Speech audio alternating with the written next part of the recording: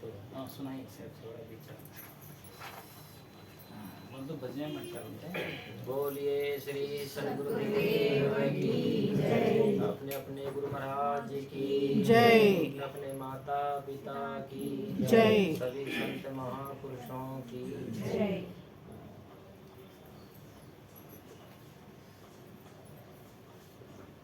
आज हमारे प्रेमी भक्त है नागराज अप्पा के यहाँ, लक्ष्मी माता के यहाँ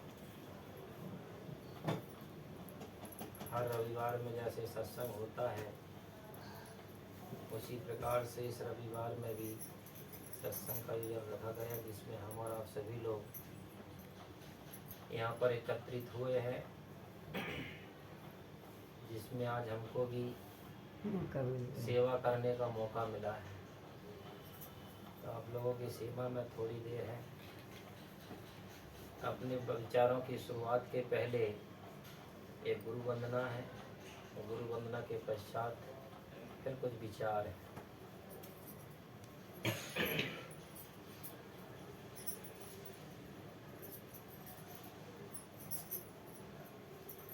आना जाना जगत में स्वार्थ का व्यवहार, पंच विषय सुख मान के भटके बारंबार,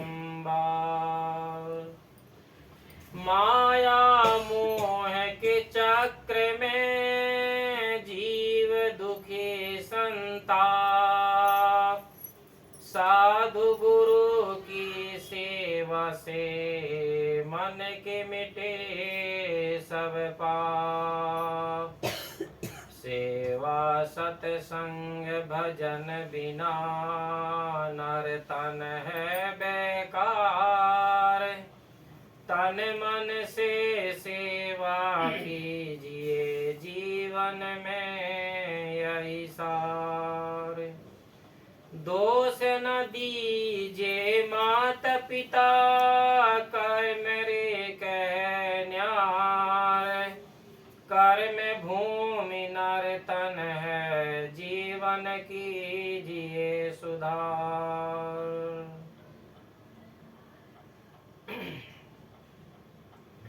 ऐसी लगान लगावे गुरु से,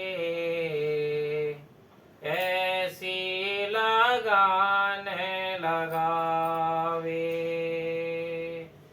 ऐसी लगान लगावे गुरु से, ऐसी लगान लगावे, जैसे नटिया चढ़े बांस में गहरा ढोल बजावे, जैसे नटिया चढ़े बांस पे गहरा ढोल बजावे, कभी जाठो के मूछ मरोरे, कभी जाठो के मूछ मरोरे, सूरत बांस पे राखे गुरु से, ऐसी लगान लगावे, ऐसी लगान लगावे गुरु से,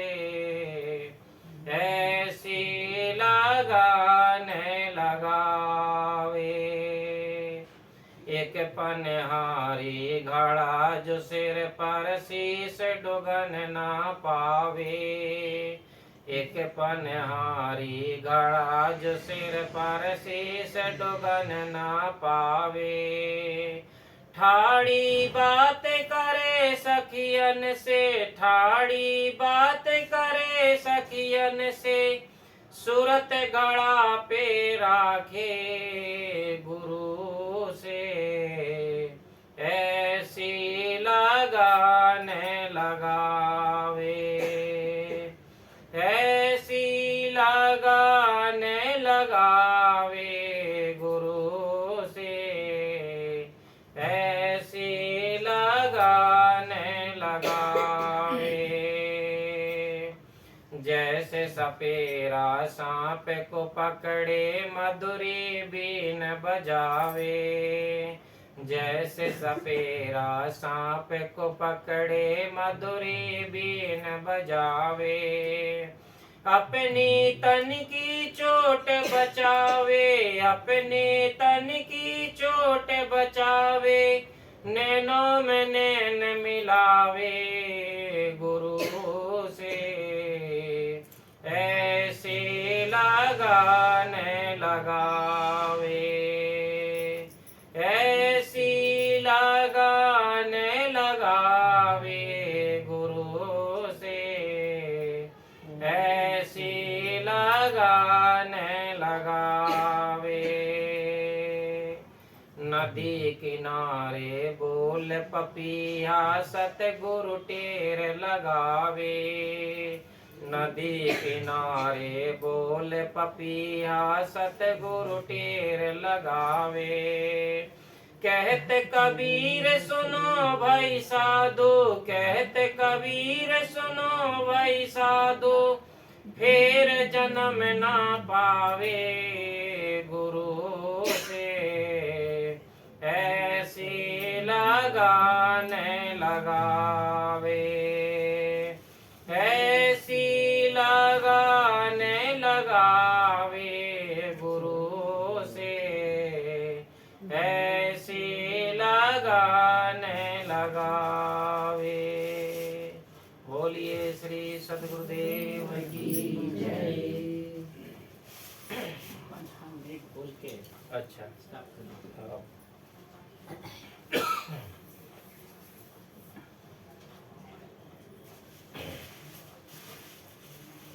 संत सम्राट सदगुरु श्री कबीर साहेब एक ऐसे महापुरुष हुए हैं, उनके जैसे आज तक न कहने वाला हुआ है, न बोलने वाला हुआ है, न बताने वाला हुआ है, न खोज करने वाला हुआ है।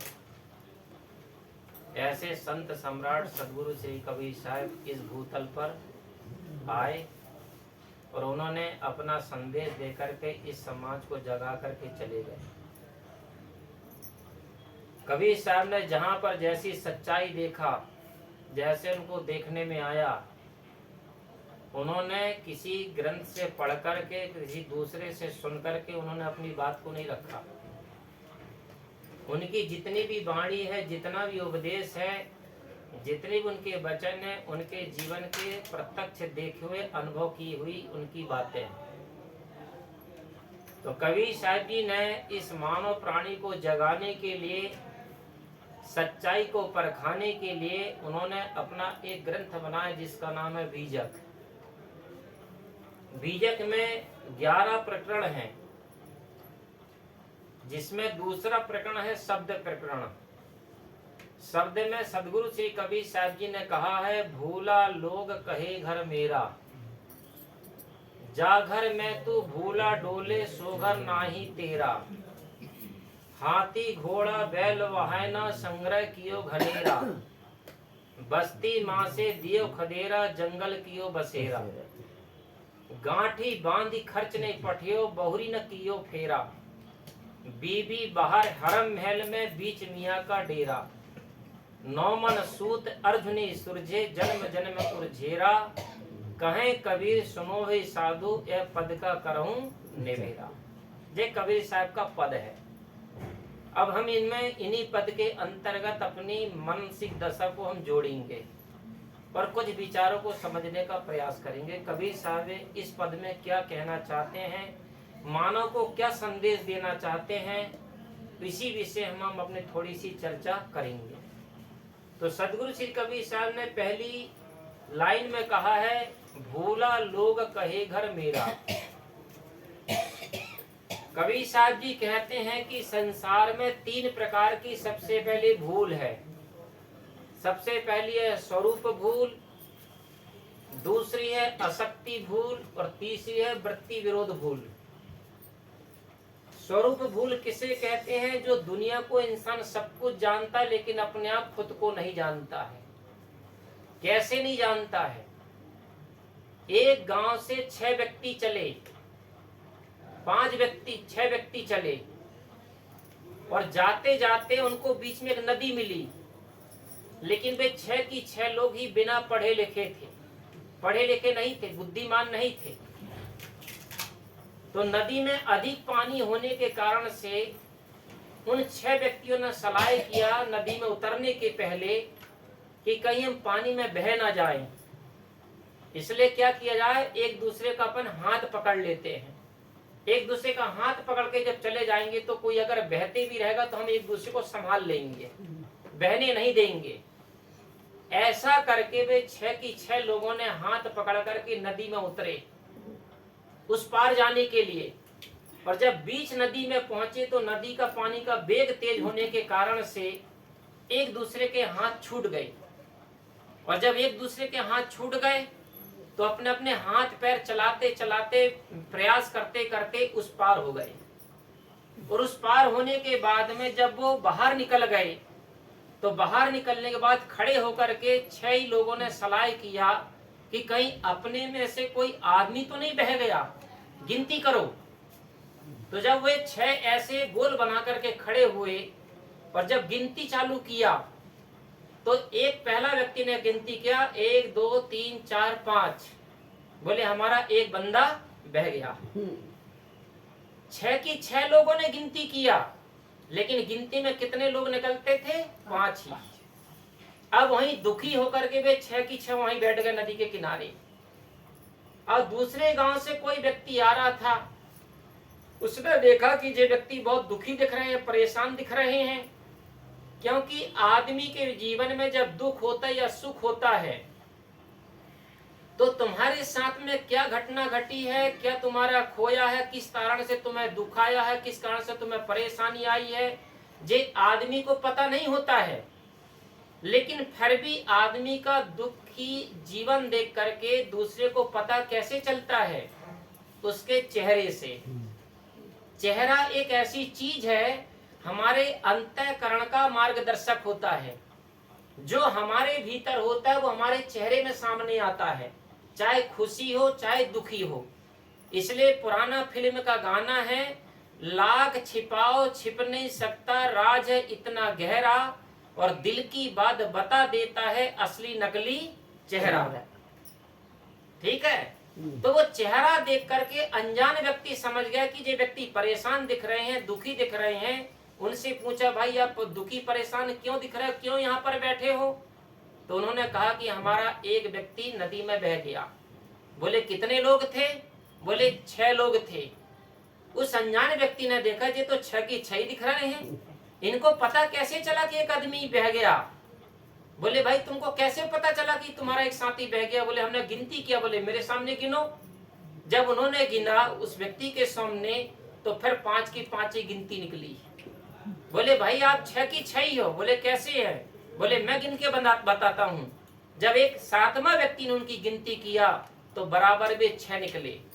लोगों ने पूछा कि भाई हमको कहाँ पर गलती हो रही हमारी, जो हमारे सोच रहे थे कि हमारा एक आदमी बह गया, साथी बह गया? तो उस व्यक्ति ने 7वां व्यक्ति ने बताया कि तुम अपने को छोड़ करके बाकी सबको गिनती कर रहे थे। इसी प्रकार ये कहानी है। 5 लोगों को गिनने का मतलब क्या है? 5 तत्वों का शरीर और 5 तत्वों का ये संसार को सारा संसार गिन रहा है। लेकिन 6वां गिनने वाला कौन है? जो चेतन तत्व आत्मा है। उस आत्मा तत्व को 6वां छोड़ करके इंसान संसार के 5 तत्वों को गिन रहा है, 5 विषयों को गिन रहा है, 5 का कार्य व्यवहार संसार को गिन रहा है, लेकिन अपने आप को भूल रहा है। ಸಾಹೇಬ್ ಈ ದಿನ ಶ್ರೀ ಸಂತೋಷ್ ಸಾಹೇಬ್ರವರು ನಮ್ಮ ಮುಂದೆ ಈ ರೀತಿಯಾಗಿ ಪ್ರಸ್ತುತಪಡಿಸ್ತಾ ಇದ್ದಾರೆ. ಮೊಟ್ಟ ಮೊದಲಿಗೆ ಸಂತ ಸಾಮ್ರಾಟ ಶ್ರೀ ಕಬೀರ್ ಸಾಹೇಬರು ಮಹಾಪುರುಷರು. ಅವರು ಹೇಳಿದ ರೀತಿ ಇದುವರೆಗೂ ಯಾರು ಹೇಳಿಲ್ಲ. ಅಂದ್ರೆ ಆತ್ಮ ವಿಚಾರದ ಮೇಲೆ, ಈ ಭೂಮಿ ಮೇಲೆ ಅವರು ಯಾವುದೇ ಗ್ರಂಥ ಓದಿಲ್ಲ, ಅವರು ಹೇಳಿದ್ದನ್ನ ಕೇಳಲಿಲ್ಲ, ಸ್ವಂತ ಅನುಭವ ಮಾಡಿದ್ರು. ಏನೇನು ವಿಚಾರ ಹೇಳ್ತಾ ಇದ್ರು ಅವ್ರ ಕಡೆಯಿಂದ ಇವ್ರ ಕಡೆಯಿಂದ ಬರ್ತಾ ಇತ್ತೋ ಅದನ್ನ ಕೇಳಿ ಸ್ವಂತ ಅನುಭವ ಮಾಡಿದ್ರು ಎಲ್ಲ ವಿಚಾರಗಳನ್ನ, ಆತ್ಮ ವಿಚಾರ. ಮತ್ತು ಅವರು ಸತ್ಯವನ್ನೇ ಹೇಳಿದ್ರು, ಅಸತ್ಯವನ್ನ ಹೇಳಿಲ್ಲ. ಮತ್ತು ಅವರು ಮಾನವ ಜೀವಿಗಳನ್ನ ಎಚ್ಚರಪಡಿಸೋದಕ್ಕೆ ಒಂದು ಬೀಜಕ ಗ್ರಂಥ ಅಂತೇಳಿ ಅದರಲ್ಲಿ ಎಲ್ಲ ವಿಚಾರಗಳನ್ನು ತಿಳಿಸಿದ್ದಾರೆ. ಬೀಜಕ ಗ್ರಂಥದಲ್ಲಿ 12 ಪ್ರಕರಣಗಳು, ಅಲ್ಲಿ 2ನೇ ಪ್ರಕರಣ ಶಬ್ದ. ಆ ಶಬ್ದ ವಿಚಾರ ತಿಳಿಸ್ತಾ ಇದ್ದಾರೆ. ಮಾನವರಿಗೆ ಸಂದೇಶ ಕೊಟ್ಟರು ಇದ್ರ ಮೂಲಕ. ಏನು 3 ಪ್ರಕಾರ ಇದೆ ಪ್ರಪಂಚದಲ್ಲಿ. ಮೊಟ್ಟ ಮೊದಲನೇದು ಸ್ವರೂಪ. ಎಲ್ಲರಿಗೂ ಅರಿವಿದೆ. ಸ್ವರೂಪ ಅಂದ್ರೆ ಅರಿವೇ ಮೂಲ. ಅದಕ್ಕೆ ಸ್ವರೂಪ ಅಂತ ಹೇಳ್ತಾರೆ, ಜ್ಞಾನ, ಬ್ರಹ್ಮ ಅಂತ ಹೇಳ್ತಾರೆ, ಆತ್ಮ ಅಂತ ಹೇಳ್ತಾರೆ. ಎಲ್ಲರಿಗೂ ಅರಿವಿದೆ. ಆದ್ರೆ ಅದು ಮೂಲ ಸ್ವರೂಪ ಯಾರು ತಿಳಿಯಕ್ಕೆ ಆಗ್ಲಿಲ್ಲ. ಅದಕ್ಕೊಂದು ಉದಾಹರಣೆ ಕೊಡ್ತಾರೆ. ಒಂದು ಹಳ್ಳಿನಲ್ಲಿ 6 ವ್ಯಕ್ತಿಗಳು ಇಲ್ಲಿ ಬೇಡ 6 ವ್ಯಕ್ತಿಗಳಿದ್ರು. ಅವರು ಒಂದು ಊರಿಂದ ಮತ್ತೊಂದು ಊರಿಗೆ ಹೋಗ್ಬೇಕಾಗಿತ್ತು. ಹೋಗ್ಬೇಕಾದ್ರೆ ಮಧ್ಯೆ ನದಿ, ಆ ನದಿನ ದಾಟ್ಕೊಂಡು ಹೋಗ್ಬೇಕು. ಪ್ರವಾಹ ನದಿಯಲ್ಲಿ ಏನ್ ಯೋಚನೆ ಮಾತಾಡ್ಕೊಂಡ್ರು, ಒಬ್ರೊಬ್ರು ಕೈ ಹಿಡ್ಕೊಂಡು ಹೋದ್ರೆ ನಾವು ಯಾರು ತಪ್ಪಿಸ್ಕೊಳಕಲ್ಲ ಅಂತೇಳಿ ಕೈ ಹಿಡ್ಕೊಂಡು ನದಿಗೆ ಇಳಿದ್ರು. ಹೋಗ್ತಾ ಇದ್ರು. ಪ್ರವಾಹ ಜಾಸ್ತಿ ಆಯ್ತು. ಹೇಗೋ ಪ್ರಯಾಸ ಪಟ್ಟು ಎಲ್ಲರೂ ದಾಟಿದ್ದಾರೆ. ಕೈಗಳು ಬಿಟ್ಬಿಟ್ರು. ಎಲ್ಲರೂ ಹೇಗೋ ದಾಟ್ಬಿಟ್ರು. ಆದ್ರೆ ಅವ್ರಿಗೆ ಒಬ್ಬ ಸಂಶಯ ಬಂದ್ಬಿಡ್ತು. ಏನು, ಇಷ್ಟೊಂದು ಪ್ರವಾಹದಲ್ಲಿ ಯಾರಾದ್ರೂ ಒಬ್ರು ಕುಚ್ಕೊಂಡು ಹೋಗಿರ್ಬೇಕು, ಅದಕ್ಕೆ ಎಣಿಕೆ ಮಾಡೋಣ ಅಂತ. ಆಯ್ತು, ಎಣಿಕೆ ಮಾಡಿದ್ರು. ಎಣಿಕೆ ಮಾಡಿದಾಗ 6 ಜನ ಎಣಿಕೆ ಮಾಡ್ತಾರೆ. ತನ್ನನ್ನ ತಾನು ಬಿಟ್ಟು ಉಳಿದವ್ರನ್ನ ಎಣಿಕೆ ಮಾಡ್ತಾರೆ. ಈ ಕತೆ ನಾವು ಕೇಳಿದೀವಿ. 12 ಜನ ಬುದ್ಧಿವಂತರು, 12 ಜನ ಬುದ್ಧಿವಂತರು ಕತೆ. ಅದೇ ರೀತಿ ಹೀಗೆ ಅವರು ದುಃಖ ಪಟ್ರು. ಯಾರೋ ಒಬ್ರು ಹೋಗ್ಬಿಟ್ಟಿದ್ದಾನೆ, ಯಾರೋ ಒಬ್ರು ಕೊಚ್ಕೊಂಡು ಹೋಗ್ಬಿಟ್ಟಿದ್ದಾನೆ ಅಂತ. ಅಲ್ಲೇ ಅವರ ಮುಖ ದುಃಖದಿಂದ ಕೂಡಿತ್ತು. ಅದರಲ್ಲೊಂದು ವಿಚಾರ ಹೇಳಿದ್ರು. ನಮ್ಮ ಮುಖದಲ್ಲಿ ಗೊತ್ತಾಗುತ್ತೆ ಸುಖ ದುಃಖ ಎರಡೂ ಸಹ. ನಮ್ಮ ಚಹರೆ ಗೊತ್ತಾಗುತ್ತೆ. ಚಹರೆ ಮೇಲೆ ಸುಖ ಬಂದಾಗ ಇರ್ತಾ ಇರುತ್ತೆ, ಮನಸ್ಸು ಪ್ರಫುಲ್ಲವಾಗಿರುತ್ತೆ ಮತ್ತು ಮುಖವೂ ಸಹ ಆನಂದದಿಂದ ಕೂಡಿರುತ್ತೆ. ದುಃಖ ಬಂದಾಗ ಆ ಒಂದು ಮನಸ್ಸಿನಲ್ಲಿ ದುಃಖ ಬಂದಾಗ ಮುಖ ಕಳಾಹೀನವಾಗಿರುತ್ತೆ. ಅದನ್ನ ಉದಾಹರಣೆಗೂ ಅದನ್ನು ಹೇಳಿದ್ರು. ಅದು ಅಂತಃಕರಣದ ಮೂಲಕ ಗೊತ್ತಾಗುತ್ತೆ. ಅಂದ್ರೆ face is index of the mind ಅಂತಾನು ಹೇಳ್ತಾರೆ ಅದಕ್ಕೆ. ಅದೇ ರೀತಿ ದುಃಖದಿಂದ ಕೂಡಿರುವಾಗ ಒಂದ್ ಕಡೆಯಿಂದ ಬೇರೆ ಕಡೆಯಿಂದ ಒಬ್ಬ ವ್ಯಕ್ತಿ ಬರ್ತಾನೆ, ಅಪರಿಚಿತ ವ್ಯಕ್ತಿ. ಇವ್ರು ನೋಡ್ತಾನೆ ಎಲ್ಲ ದುಃಖದಲ್ಲಿದ್ದಾರೆ. ಅವ್ರ ಮಕ್ಕಳಲ್ಲಿ ದುಃಖದಿದೆ. ಕೇಳ್ತಾರೆ, ಏನ್ ಸಮಾಚಾರ, ಯಾಕೆ ದುಃಖದಿಂದ ಕೂಡಿದ್ದೀರಾ ಅಂತ. ಅವ್ರು ಹೇಳ್ತಾರೆ, ಹಿಂಗೆ ನದಿ ದಾಟ್ಕೊಂಡ್ ಬಂದ್ವಿ, ಯಾರೋ ಒಬ್ರು ನಮ್ಮಲ್ಲಿ ಹೋಗ್ಬಿಟ್ಟಿದ್ದಾನೆ ಅಂತ. ಅವ್ನು ನೋಡ್ತಾನೆ 6 ಜನ ಇದ್ದಾರೆ, ಇದ್ಯಾಕೆ ಕಳೆದೋದ ಅಂತ ಹೇಳ್ತಾರೆ. ಆಯ್ತು ಎಣಿಸಪ್ಪ ಅಂತ ಒಬ್ಬನಿಗೆ ಹೇಳ್ತಾರೆ. ಅವನು ತನ್ನನ್ನ ಬಿಟ್ಟು ಇನ್ನು ಉಳಿದವ್ರನ್ನ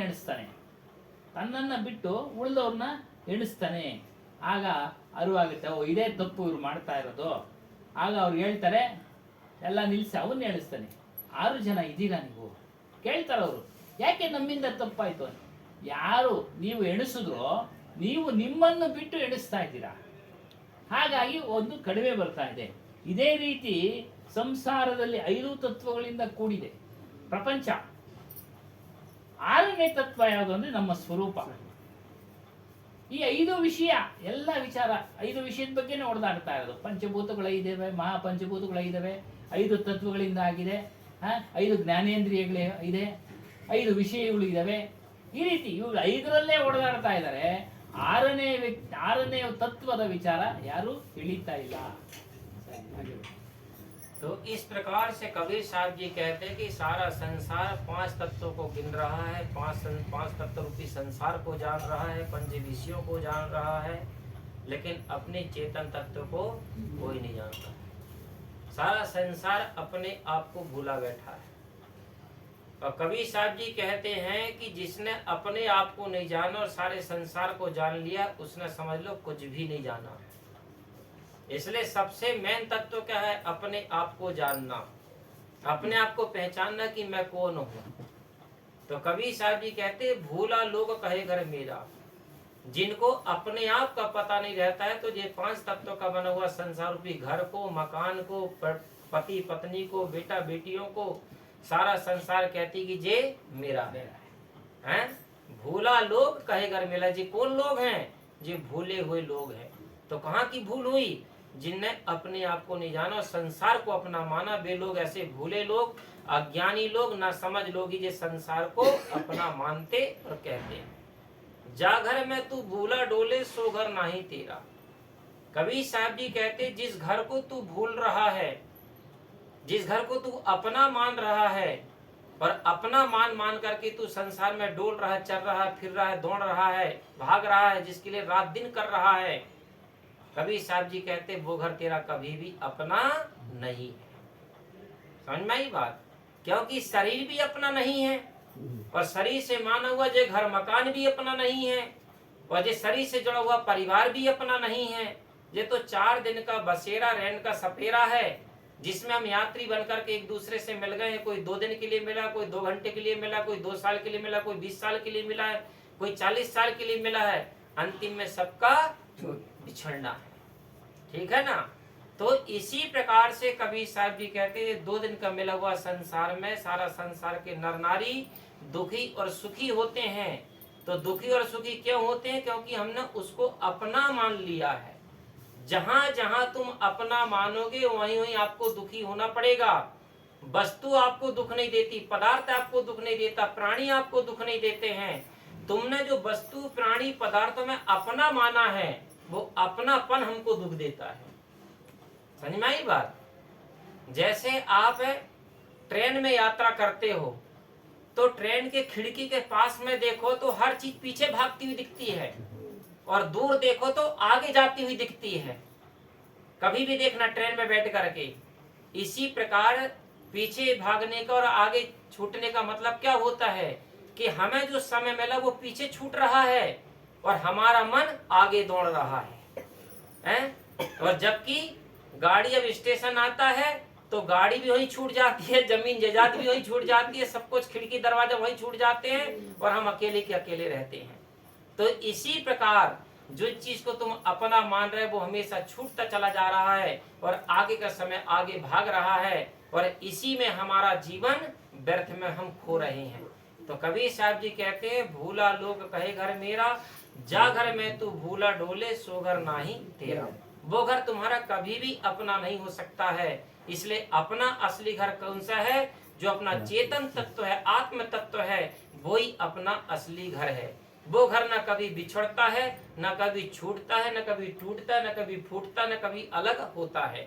लेकिन हम अपना असली घर छोड़ करके नकली घर में फंस गए हैं। इसीलिए सारे संसार के लोगों को दुखी और परेशान होने का मुख्य कारण है। ಮತ್ತೆ ಮುಂದುವರೆದು ಹೇಳೋದು ಇದೇ ರೀತಿ ನಮ್ಮ 6ನೇ ತತ್ವ ನಮ್ಮ ಸ್ವರೂಪವನ್ನು ತಿಳಿಯದೆ ಎಲ್ಲರೂ ಈ ಪಂಚಭೂತಗಳು ನಂದು ಅಂತ ಹೇಳ್ತಾರೆ, ಮನೆ ಮಠ ಇವೆಲ್ಲ ಪಂಚ ವಿಷಯಗಳಲ್ಲಿ ಭೋಗಿಸ್ತಾ ಇದ್ದಾರೆ, ಇದು ನನ್ನದು ಅಂತಾರೆ, ಈ ರೀತಿಯಾಗಿ 5 ತತ್ವಗಳಲ್ಲಿ. ಆದರೆ ಚೇತನ ತತ್ವವನ್ನು ತಿಳಿದಿಲ್ಲ. ಕಾರಣ ಇಷ್ಟೇ, ಮರ್ತಿದ್ದಾರೆ ಅವರು. ಗೊತ್ತಿದೆ, ಎಲ್ಲರಲ್ಲೂ ಅರಿವಿದೆ. ಆ ಮೂಲ ತತ್ವವನ್ನು ಯಾರು ತಿಳಿಸ್ಕೊಡೋರಿಲ್ಲ, ಮರ್ತಿದ್ದಾರೆ. ಮತ್ತು ಅದು ಯಾವುದು ಅಂದರೆ ನಾನು ಯಾರು ಅಂತ ತಿಳಿಬೇಕಾ ಮೂಲ ತತ್ವ. ನಾನು ಯಾರು? ನಾವೆಲ್ಲ ಏನು ಮಾಡ್ತಾ ಇದ್ದೀವಿ? ಪರಿವಾರ ನಮ್ಮದು, ಮನೆ ನಮ್ಮದು, ಮಠ ನಮ್ಮದು, ಪದಾರ್ಥಗಳು ನಮ್ಮದು, ಪ್ರಾಣಿ ನಾವು ಸಾಕೋ ಪ್ರಾಣಿಗಳು ನಮ್ಮದು, ಇವುಗಳ ಮೇಲೆ ನಮ್ಮ ಮಮಕಾರ, ಇವುಗಳನ್ನೇ ನಾವು ಶಾಶ್ವತ ಅಂತೇಳಿ ತಿಳಿದ್ಬಿಟ್ಟಿದ್ದೀವಿ. ಇದೇ ರೀತಿ ಮನುಷ್ಯನು ಹಗಲು ರಾತ್ರಿ ಇವೆಲ್ಲವನ್ನ ನನ್ನದು ಅಂದ್ಕೊಂಡು ಕಾಲ ಕಳೀತಾ ಇದ್ದಾನೆ. ಶರೀರ ನಂದು, ಪರಿವಾರ ನಂದು, ಇವೆಲ್ಲ 4 ದಿನದ ಯಾತ್ರೆ. 1 ವರ್ಷ ಆಗ್ಬೋದು, 2 ವರ್ಷ ಆಗ್ಬೋದು. ಸುಮ್ಮನೆ 4 ದಿನ ಉದಾಹರಣೆ ಕೊಡ್ತಾರೆ. 1 ವರ್ಷ, 2 ವರ್ಷ, 20 ವರ್ಷ, 40 ವರ್ಷ ವೃದ್ಧಾಪ್ಯದವರು. ಒಟ್ಟು 4 ದಿನದ ಯಾತ್ರೆ. ಏನು? ಬಾಲ್ಯ, ಯೌವನ, ಕೌಮಾರ್ಯ, ಯೌವನ, ವೃದ್ಧಾಪ್ಯ. 4 ನೋಡಿ ತಿಳಿಸಿದ್ದಾರೆ. ಬಾಲ್ಯ, ಕೌಮಾರ್ಯ, ಯೌವನ, ವೃದ್ಧಾಪ್ಯ. ಆ ರೀತಿ ಒಂದು ರಹಸ್ಯವಾಗಿ ತಿಳಿಸಿದ್ದಾರೆ. 4 ದಿನದ ಯಾತ್ರೆ. ಕೊನೆಗೆ ಎಲ್ಲವನ್ನ ನಾವು ಬಿಡಬೇಕು. ಅದು ಹೇಳ್ತಾ ಇದ್ರು ಕೂಡ ಮನುಷ್ಯರು ಬಿಡ್ತಾ ಇಲ್ಲ. ಮನುಷ್ಯರು, ಸ್ತ್ರೀಯರಲ್ಲಿ ಪುರುಷರಲ್ಲಿ ಇವುಗಳನ್ನ ಬಿಡ್ತಾ ಇಲ್ಲ. ಕಾರಣ ಅವುಗಳನ್ನ ನಾನೇ ಅಂತ ತಿಳ್ಕೊಂಡು, ನಮ್ಮವೇ ಅಂತ ತಿಳ್ಕೊಂಡು ದುಃಖ ಪಡ್ತಾ ಇದ್ದಾರೆ. ಕಾರಣ ದುಃಖ ಪಡೋದೇನಂದ್ರೆ ಒಂದಲ್ಲ ಒಂದು ದಿನ ಬಿಟ್ಟೋಗುತ್ತೆ. ಒಂದು ಪ್ರಾಣಿನ ಸಾಕಿ ಅದು ಬಿಟ್ಟೋಗುತ್ತೆ. ಪರಿವಾರದವರು ಒಬ್ಬೊಬ್ಬರೇ ಖಾಲಿ ಆಗ್ತಾರೆ, ಯಾರು ಶಾಶ್ವತರಲ್ಲ. ಈ ರೀತಿ ದುಃಖ ಪಡ್ತಾ ಇದ್ದಾರೆ. ಒಂದು ಉದಾಹರಣೆ ಕೊಟ್ಟರು. ಟ್ರೈನಲ್ಲಿ ಹೋಗ್ಬೇಕಾದ್ರೆ ನಾವು ನೋಡೋ ದೃಶ್ಯಗಳು ಹಿಂದೆ ಹೋಗ್ತಾ ಇರುತ್ತೆ, ಮುಂದೆ ದೃಶ್ಯಗಳು ಮುಂದೆ ಬರ್ತಾ ಇರುತ್ತೆ. ಇದೇ ರೀತಿ ಸಮಯ ನಾವು ಕಳೀತಾ ಇದ್ದೀವಿ. ಹಿಂದೆ ಹೋಯ್ತು, ಇಲ್ಲಿವರೆಗೂ ಕಳೆದಂಥ ಸಮಯ ಇಲ್ಲಿ ಹಿಂದೆ ಹೊರಟೋಯ್ತು. ಮುಂದೆ ಬರತಕ್ಕಂಥದ್ದು ಯೋಚನೆ ಮಾಡ್ತಾ ಇದೀವಿ. ನಾಳೆ ಏನ್ ಮಾಡ್ಬೇಕು, ನಾಳಿದ್ದು, ಮುಂದಿನ ವರ್ಷ ಹೇಗೆ, ಈ ರೀತಿಯಾಗಿ ನಾವು ನಮ್ಮ ಮನಸ್ಸು ಮುಂದೆ ಹೋಗ್ತಾ ಇದೆ. ಮತ್ತು ಟ್ರೈನ್ ಉದಾಹರಣೆ ಕೊಟ್ಟರು, ಸ್ಟೇಷನ್ ಬಂದಾಗ ಇಳಿತೀವಿ, ಟ್ರೈನು ಅಲ್ಲೇ ಇರುತ್ತೆ, ಕಿಟಕಿಗಳು ಅಲ್ಲೇ ಇರ್ತವೆ, ಎಲ್ಲ ಅಲ್ಲೇ ಇರ್ತವೆ, ವಾಪಸ್ ಬರ್ತೀವಿ. ಅದೇ ರೀತಿ ಸಮಯ ಮುಂದೆ ಹೋಗ್ತಾ ಇದೆ. ನಾವು ಅಸಲಿ ಮನೆಯನ್ನ ತಿಳಿಯಕ್ಕೆ ಹೋಗ್ತಾ ಇಲ್ಲ, ನಕಲಿ ಮನೆಯೇ ನಮ್ದು ಅಂತೇಳಿ ತಿಳ್ಕೊಳ್ತಾ ಇದ್ವಿ, ನಮ್ದು ಅಂತ ತಿಳ್ಕೊಳ್ತಾ ಇದೀವಿ. ಈ ರೀತಿಯಾಗಿ ಚೇತನ ಸ್ವರೂಪವೇ ಅಸಲಿ ಮನೆ. ಅದು ನಿಮ್ಮನ್ನು ಬಿಡಲ್ಲ, ನಿಮ್ಮನ್ನು ಅದು ಬಿಡಲ್ಲ. ಒಂದೇ ವಾಕ್ಯದಲ್ಲಿ ಹೇಳ್ಬೇಕಂದ್ರೆ, ಅದು ನಿಮ್ಮನ್ನು ಬಿಡಲ್ಲ, ನೀವು ಅದನ್ನು ಬಿಡಲ್ಲ. ಒಟ್ಟಾರೆ ನಿಮ್ಮನ್ನು ಅದು ಬಿಡಲ್ಲ, ಶಾಶ್ವತವಾಗಿರುತ್ತೆ. ಹುಟ್ಟಿದಾರಾಭ್ಯ ಮರಣದವರೆಗೂ ಇರುತ್ತೆ, ತದನಂತರವೂ ಇರುತ್ತೆ. ಅದಕ್ಕೆ ಹೇಳಿದ ಅಜರ ಅಮರ. तो इसी प्रकार से जो हमारा जो मन है वो हमेशा या तो भूत में जाता है या भविष्य में जाता है। जैसे पहले घड़ी चलती थी, घड़ी में पेंडुल लगाया जाता था, वो घड़ी का पेंडुल है तो दाएं चलता था या बाएं चलता था, लेकिन बीच में कभी नहीं रुकता था। और जिस समय बीच में रुक जाता था तो घड़ी भी बंद हो जाती थी। इसी प्रकार हमारा जो मन है वो घड़ी का पेंडुल के जैसे है, या तो भूत में दौड़ता है पीछे, या भविष्य में भविष्य की सोचता है। लेकिन वर्तमान में अपने आत्म स्थिति में हमारा मन कभी भी नहीं रुकता है। और एक बात याद रखना, जब जब आप भूत का बीता हुआ समय को सोचते हो तो वो बीता हुआ समय हमारे जीवन में क्या लाता है? पश्चाताप। और भविष्य के बारे में जब सोचते हैं तो भविष्य हमेशा चिंता लेकर के आता है कि आगे क्या होगा, कैसे होगा, होगा का नहीं होगा, बन पाएगा का नहीं बन पाएगा। ये चिंता इंसान को भविष्य की खाती है। और पश्चाताप को भूत को सोच करके इंसान पछताता है, पश्चाताप करता है, दुखी होता है, परेशान होता है। जबकि भूत भी आपके हाथ में नहीं है, भविष्य भी आपके हाथ में नहीं है, लेकिन ये दोनों के बीच में हमारा वर्तमान का समय भी नष्ट होता है, वर्तमान का समय भी हमारा बर्बाद होता है। तो इसलिए कबीर साहब जी कहते हैं कि वर्तमान में बरतो भाई, भूत भविष्य देवाही। जो बीत गया सो सपना है, आने वाला सपना है। हम वर्तमान में बंधन काटे, वह वर्तमान समय अपना है, बाकी और कुछ नहीं हमारा। तो कबीर साहब वही कह रहे हैं, जा घर में तू भूला डोले, सो घर नाही तेरा। हाथी घोड़ा बैल वाहना, संग्रह कियो घनेरा। संसार में आदमी क्या चीज का संग्रह करता है? हाथी, घोड़ा, बैल।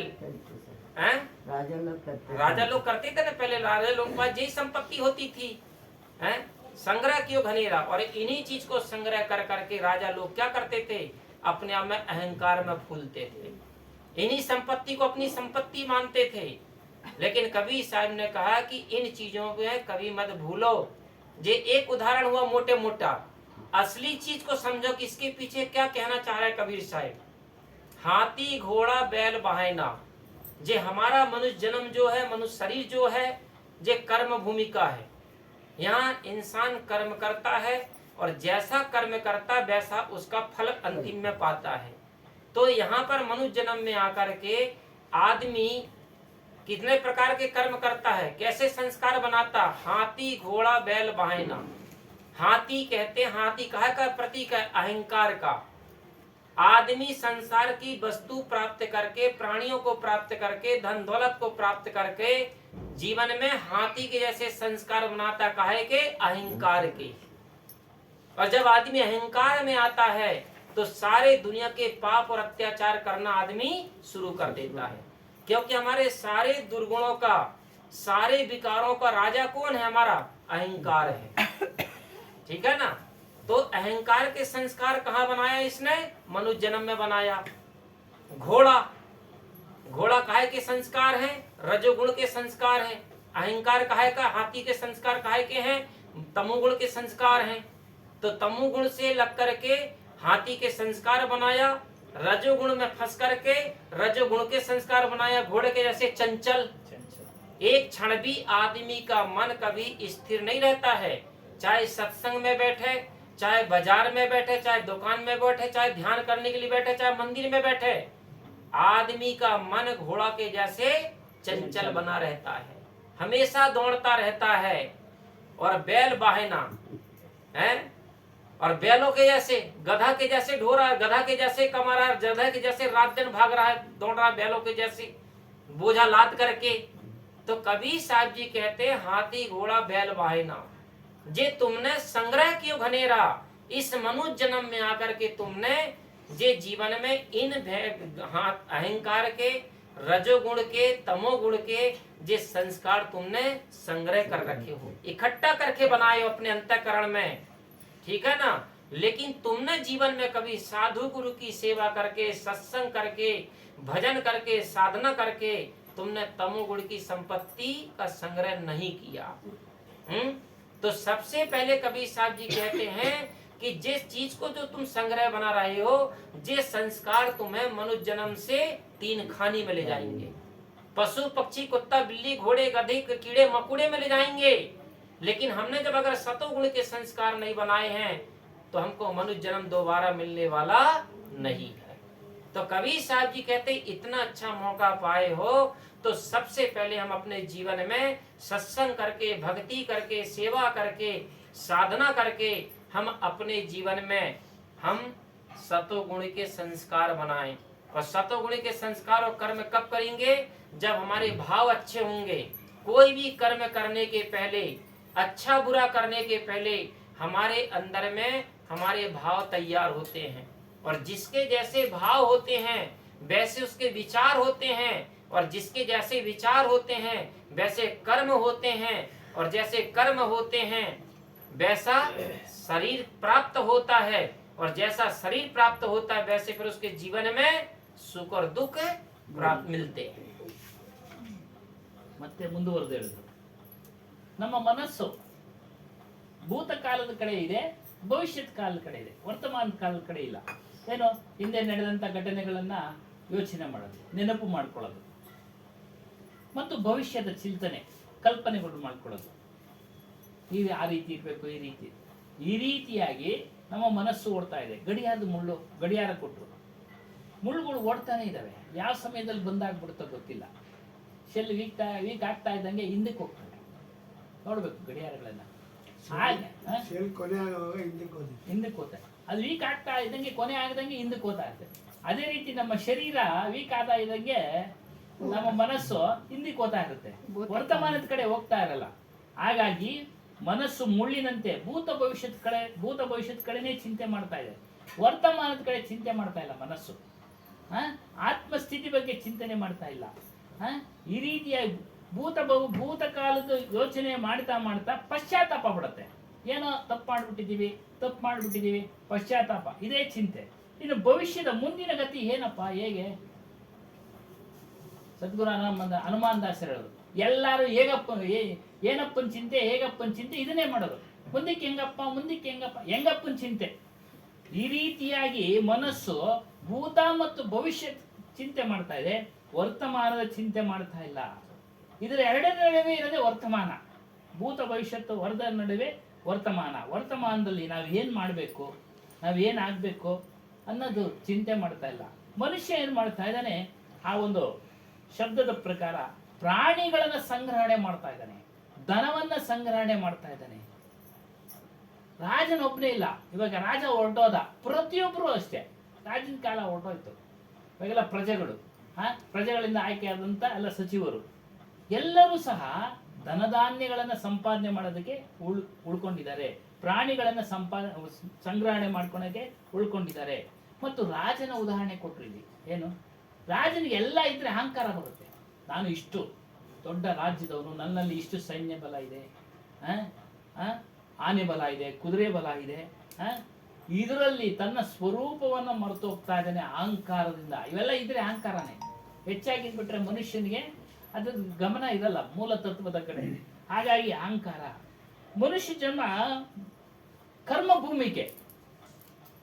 ಕರ್ಮ ಮಾಡತಕ್ಕಂಥ ಒಂದು ಮನುಷ್ಯ ಜನ್ಮದಲ್ಲಿ ಮಾತ್ರ ಸಾಧ್ಯ, ಬೇರೆ ಜನ್ಮಗಳಲ್ಲಿ ಆಗೋದಿಲ್ಲ.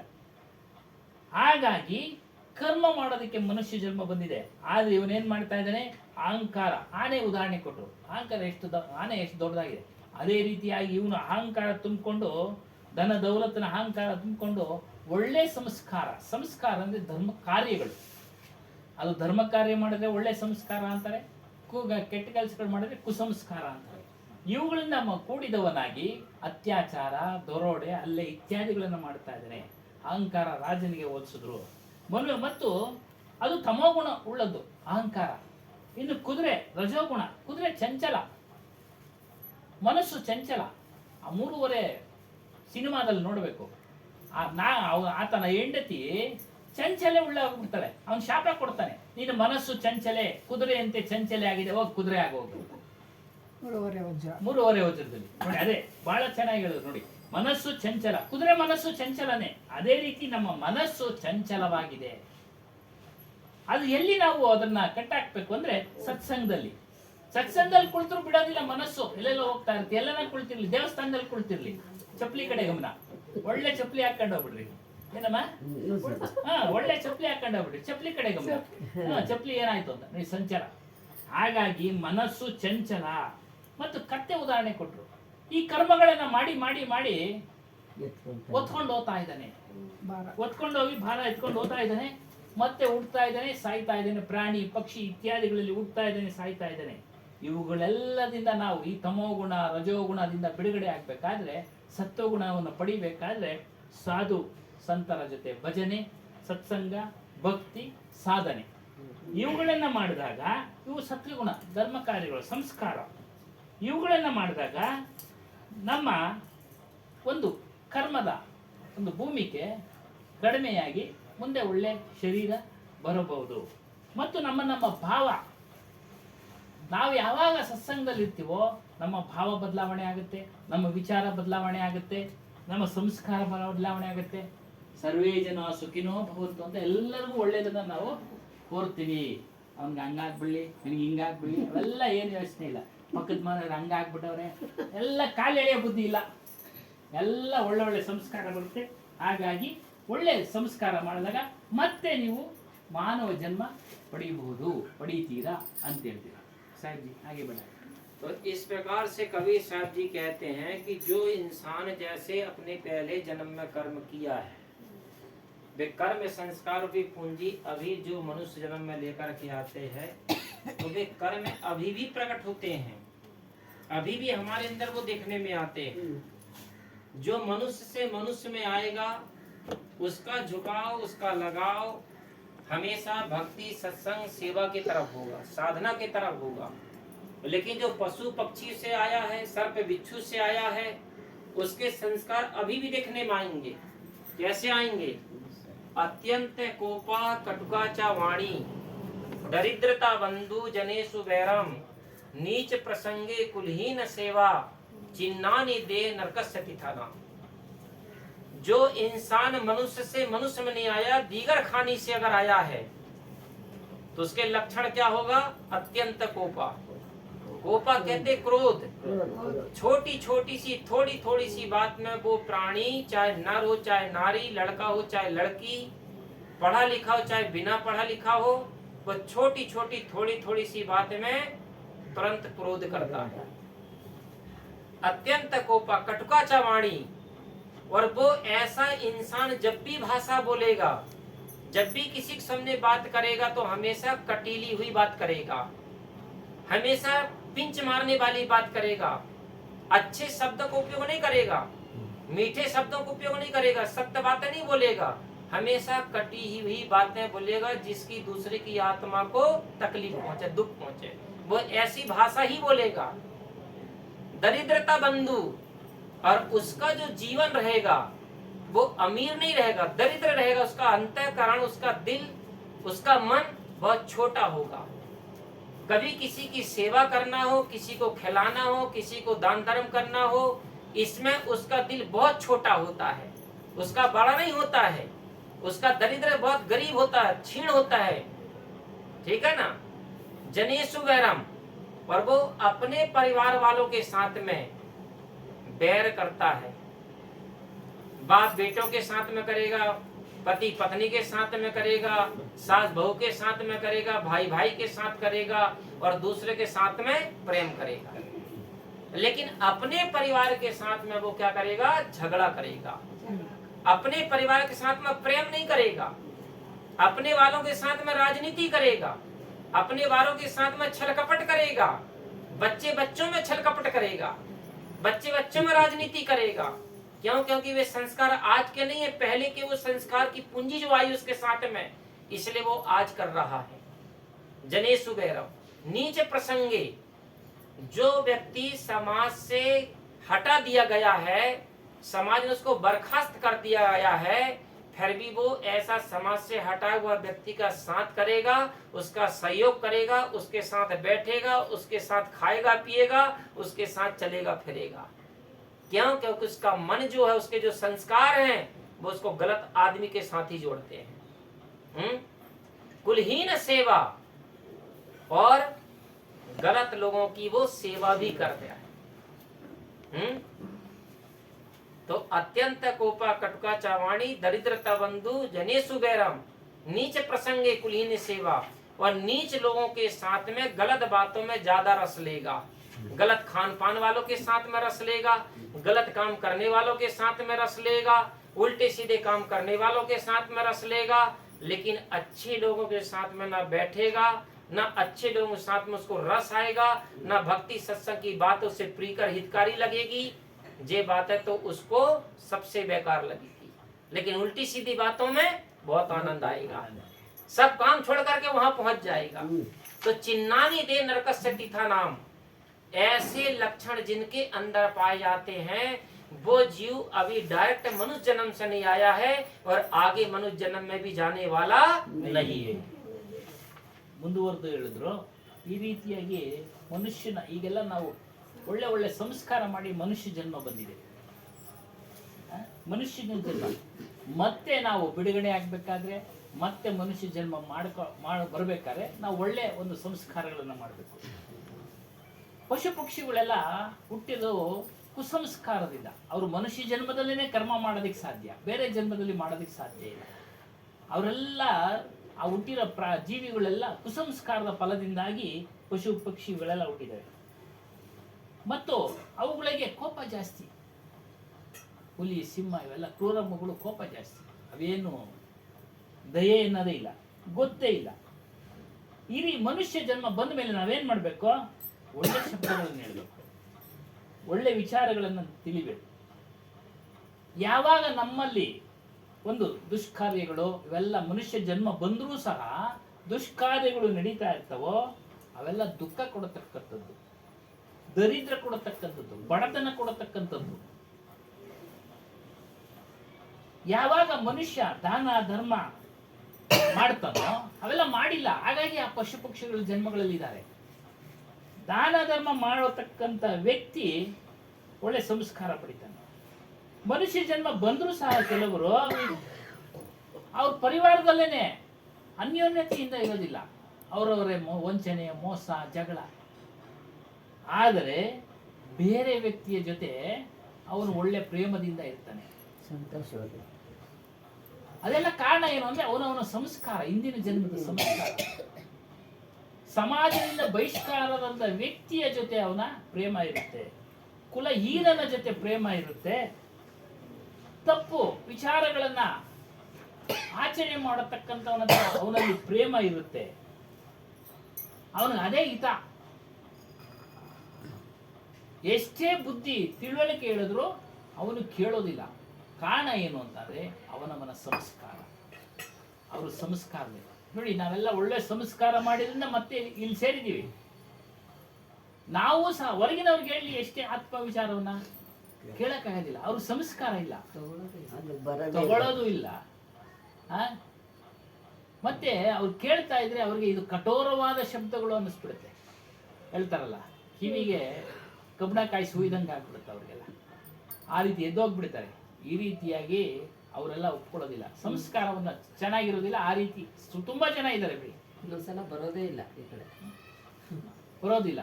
ಈ ರೀತಿಯಾಗಿ ನಾವೆಲ್ಲ ಒಳ್ಳೆ ಸುಸಂಸ್ಕೃತರು ಬಂದಿದ್ದೀವಿ, ತಿಳ್ಕೊಳ್ಬೇಕು. ಹಾಗೆ ಬೇಡ. तो इस प्रकार से कबीर साहब जी समझा रहे हैं कि ये मनुष्य जन्म जो है वो हमारी ज्ञान भूमिका है, कर्म भूमिका है। तो इसलिए हम सत्संग से जुड़े हुए हैं, संत गुरुजनों से जुड़े हैं, सत्संग करते हैं।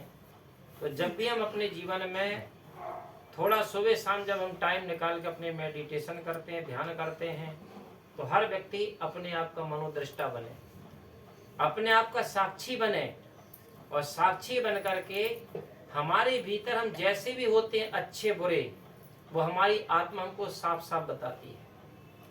हम व्यवहार में कहाँ गलती कर रहे हैं, कहाँ चूक कर रहे हैं, कहाँ हमसे भूल हो रही है, हमारी आत्मा बिल्कुल साफ साफ बताती है।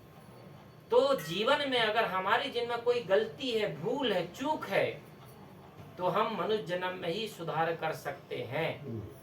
तो इसी मनुष्य जन्म में अगर आज सुधार कर लेंगे तो आज भी हमारा जीवन सफल है और आगे की यात्रा भी सफल है। और अगर यहाँ सुधार नहीं किए और आज यहाँ पर बिगाड़ करके रहे तो आज भी हमारा जीवन बर्बाद है और आगे भी बर्बाद है। आज भी दुखी हैं और आगे भी दुखी हैं। हमें समझ में आना चाहिए कि एक बिना सत्संगी आदमी दुखी होए, परेशान होए तो समझ में आता वो अज्ञानी है, और एक सत्संगी आदमी होकर के दुखी और परेशान दिखे तो इसका मतलब है कि हम अपने जीवन में ऊपर ऊपर सत्संग कर रहे हैं और नीचे नीचे भीतर भीतर लटसंग कर रहे हैं। ठीक है ना? तो इससे हमारा जीवन में न तो सत्संग हुआ है, न धार्मिकता आई है, न हम सज्जन बन पाए हैं, न सत्संगी बन पाए हैं। असली सत्संगी वही इंसान है जिसके जीवन से कुसंग मिट जाए, जिसके जीवन से गलती भूल का नाश हो जाए, तो ही समझ लो कि हम असली सत्संगी हैं। गलत कर्म छूट जाए, कुकर्म छूट जाए, दुर्गुण दुराचार छूट जाए, विषय वासना समाप्त हो जाए, इसी के लिए तो हम सत्संग करते हैं। सत्संग करते किसके लिए है? कोई मनोरंजन के लिए थोड़ी करते हैं, अपने आत्म भंजन के लिए हम सत्संग करते हैं।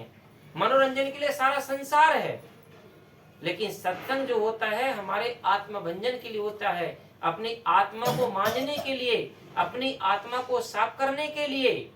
इसके लिए हम जीवन में सत्संग करते हैं। और ये कब होगा हमारे जीवन में? जब हमारे जीवन में संत गुरुजनों के प्रति प्रेम, निष्ठा और श्रद्धा होगी।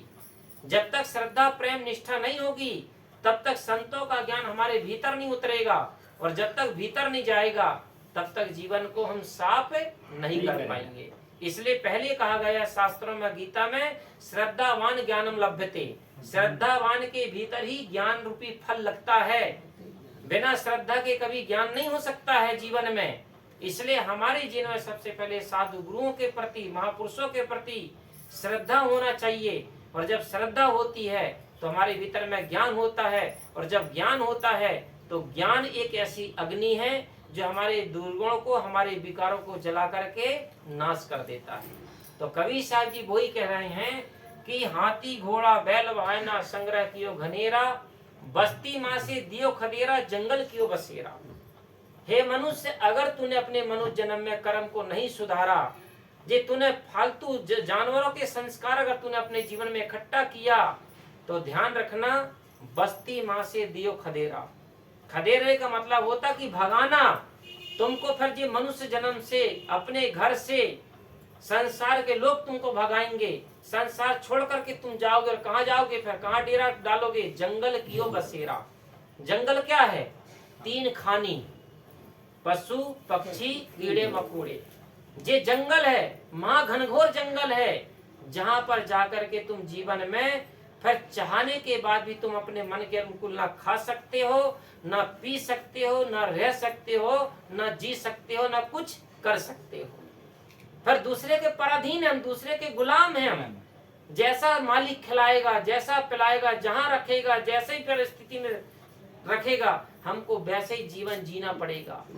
फिर हमारी जीवन की स्वतंत्रता खत्म, कर्म करने की स्वतंत्रता खत्म, विवेक की भूमिका खत्म। फिर कबीर साहब जी कहते, आगे तेरा जीवन, तेरी आत्मा दुख ही दुख भोगने को है।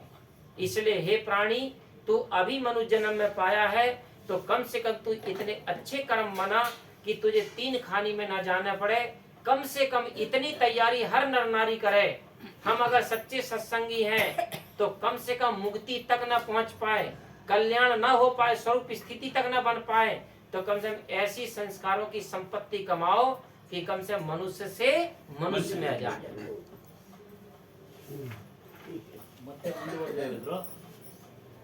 ಮನುಷ್ಯ ಜನ್ಮ ಕರ್ಮಭೂಮಿ. ಇದರಲ್ಲಿ ಸತ್ಸಂಗ, ಸಾಧನೆ, ಧ್ಯಾನ ಇವೆಲ್ಲವನ್ನ ಮಾಡ್ಬೋದು. ನಮಗೆ ಸಾಕ್ಷಿಯಾಗಿರ್ತಕ್ಕಂಥ ಆತ್ಮಸ್ವರೂಪವನ್ನು ತಿಳಿಬೋದು. ಮತ್ತೆ ತಿಳಿದಾಗ ನಮಗೆ ಗೊತ್ತಾಗುತ್ತೆ ಒಳ್ಳೆಯದೇನು ಕೆಟ್ಟದ್ದೇನು ಅಂತ. ಗೊತ್ತಾದ ಮೇಲೆ ನಾವು ಒಳ್ಳೆಯದನ್ನೇ ಮಾಡಬೇಕು, ಕೆಟ್ಟದನ್ನ ಮಾಡಬಾರ್ದು. ಆದರೆ ನಾವು ತಿಳಿದ ಮೇಲೂ ಸಹ ಮರೆತು ತಪ್ಪು ಮಾಡ್ತೀವಿ ಅಥವಾ ಗೊತ್ತಿದ್ದು ತಪ್ಪು ಮಾಡ್ತೀವಿ. ಅದು ಸುಧಾರಣೆ ಆಗ್ಬೇಕು. ಮೇಲ್ನೋಟಕ್ಕೆ ಸತ್ಸಂಗ ಒಳಗಡೆ ಚೆನ್ನಾಗಿ ಕೇಳ್ತೀವಿ, ಆದರೆ ಒಳಗಡೆ ಎಲ್ಲ ತುಂಬಿರುತ್ತೆ. 6 ವಿಕಾರಗಳು ಇದೆ, ಕಾಮ, ಕ್ರೋಧ, ಲೋಭ ಎಲ್ಲ ಇರ್ತವೆ. ಎಲ್ಲ ಇರ್ತವೆ. ಸುಧಾರಣೆ ಮಾಡ್ಕೊಳ್ಬೇಕು. ನಾವು ಸುಧಾರಣೆ ಮಾಡ್ಕೊಳ್ಳಿಲ್ಲ ಅಂದ್ರೆ ನಮ್ಮ ಮುಂದಿನ ಯಾತ್ರೆ ಸುಗಮವಾಗಿರುತ್ತೆ, ಒಳ್ಳೇದಾಗಿರುತ್ತೆ, ಕಲ್ಯಾಣವಾಗಿರುತ್ತೆ. ಮಾಡ್ಕೊಳ್ಳಿಲ್ಲ ಅಂತ ಅಂದ್ರೆ ದುಃಖ ದುಃಖ. ಆದರೆ ಕುಸ್ಸಂಗ ಮಾಡಿದ್ರೆ ದುಃಖ. ಕುಸ್ಸಂಗವನ್ನ ಬಿಡಿ, ಸತ್ಸಂಗವನ್ನ ಮಾಡಿ. ಆ ಸತ್ಸಂಗ ಏನಕ್ಕೆ ಮಾಡ್ಕೊಳ್ಳೋದು? ನಮ್ಮಲ್ಲಿರ್ತಕ್ಕಂಥ ದುರ್ವಿಷಯಗಳನ್ನ, ದುರ್ಗುಣಗಳನ್ನ ನಿವಾರಣೆ ಮಾಡ್ಕೊಳ್ಳೋಕ್ಕೆ, ಮನೋರಂಜನೆಗಲ್ಲ. ಮನೋರಂಜನೆಗಿದೆ ಬೇರೆ ಬೇರೆ ವಸ್ತುಗಳು, ಅದಕ್ಕಲ್ಲ. ಅದಕ್ಕೆ ಹೋಗ್ಬೋದು, ಸಮಯ ಕಳಿಬೋದು. ಆದರೆ ಅದರಿಂದ ನಮ್ಮಲ್ಲಿ ದುರ್ಗುಣಗಳು ನಿವಾರಣೆ ಆಗ್ತಾವ? ಇಲ್ಲ, ಇನ್ನ ಹೆಚ್ಚಾಗ್ತವೆ. ಅದರಲ್ಲೇನು ಅತಿಯಾದ ಪ್ರೇಮ ತೋರಿಸ್ತಾರೆ, ದ್ವೇಷ ತೋರಿಸ್ತಾರೆ. ಈ ರೀತಿಯಾಗಿ ದುರ್ಗುಣಗಳಿಗೆ ಪ್ರಚೋದನೆ ಕೊಡತಕ್ಕಂಥ ವಿಚಾರಗಳು ಹೊರಗಡೆ ಇದ್ದಾವೆ. ಮನೋರಂಜನೆಗೆ ಅಂತ ಹೋಗೋದು ಎಲ್ಲ ಇರ್ತವೆ ಅದರಲ್ಲಿ. ಆದರೆ ಸತ್ಸಂಗ ಮನೋರಂಜನೆಗಲ್ಲ, ನಮ್ಮನ್ನು ನಾವು ತಿಳಿಯೋಕೊಳ್ಳೋಕೆ, ಮನಸ್ಸು ಶುದ್ಧವಾಗೋದಕ್ಕೆ ಮಾಡೋದು ಸತ್ಸಂಗ. ಆದರೆ ಸತ್ಸಂಗ ಮಾಡುವಾಗ ನೀವು ನಿಮ್ಮ ನಿಮ್ಮ ಗುರುಗಳಲ್ಲಿ, ಮಹಾಪುರುಷರಲ್ಲಿ ಶ್ರದ್ಧೆ ಇರಬೇಕು, ಪ್ರೇಮ ಇರಬೇಕು. ಗೀತೆ ಹೇಳಿ, ಶ್ರದ್ಧಾವಾನ್ ಲಭತೆ ಜ್ಞಾನಂ ತತ್ಸಂಪ್ರಯಂದ್ರಿಯ. ಅರ್ಥ ಆಯ್ತಾ? ಹಾಗಾಗಿ ಹೇಳಿ ಅಮ್ಮ, ಶಾಂತಿ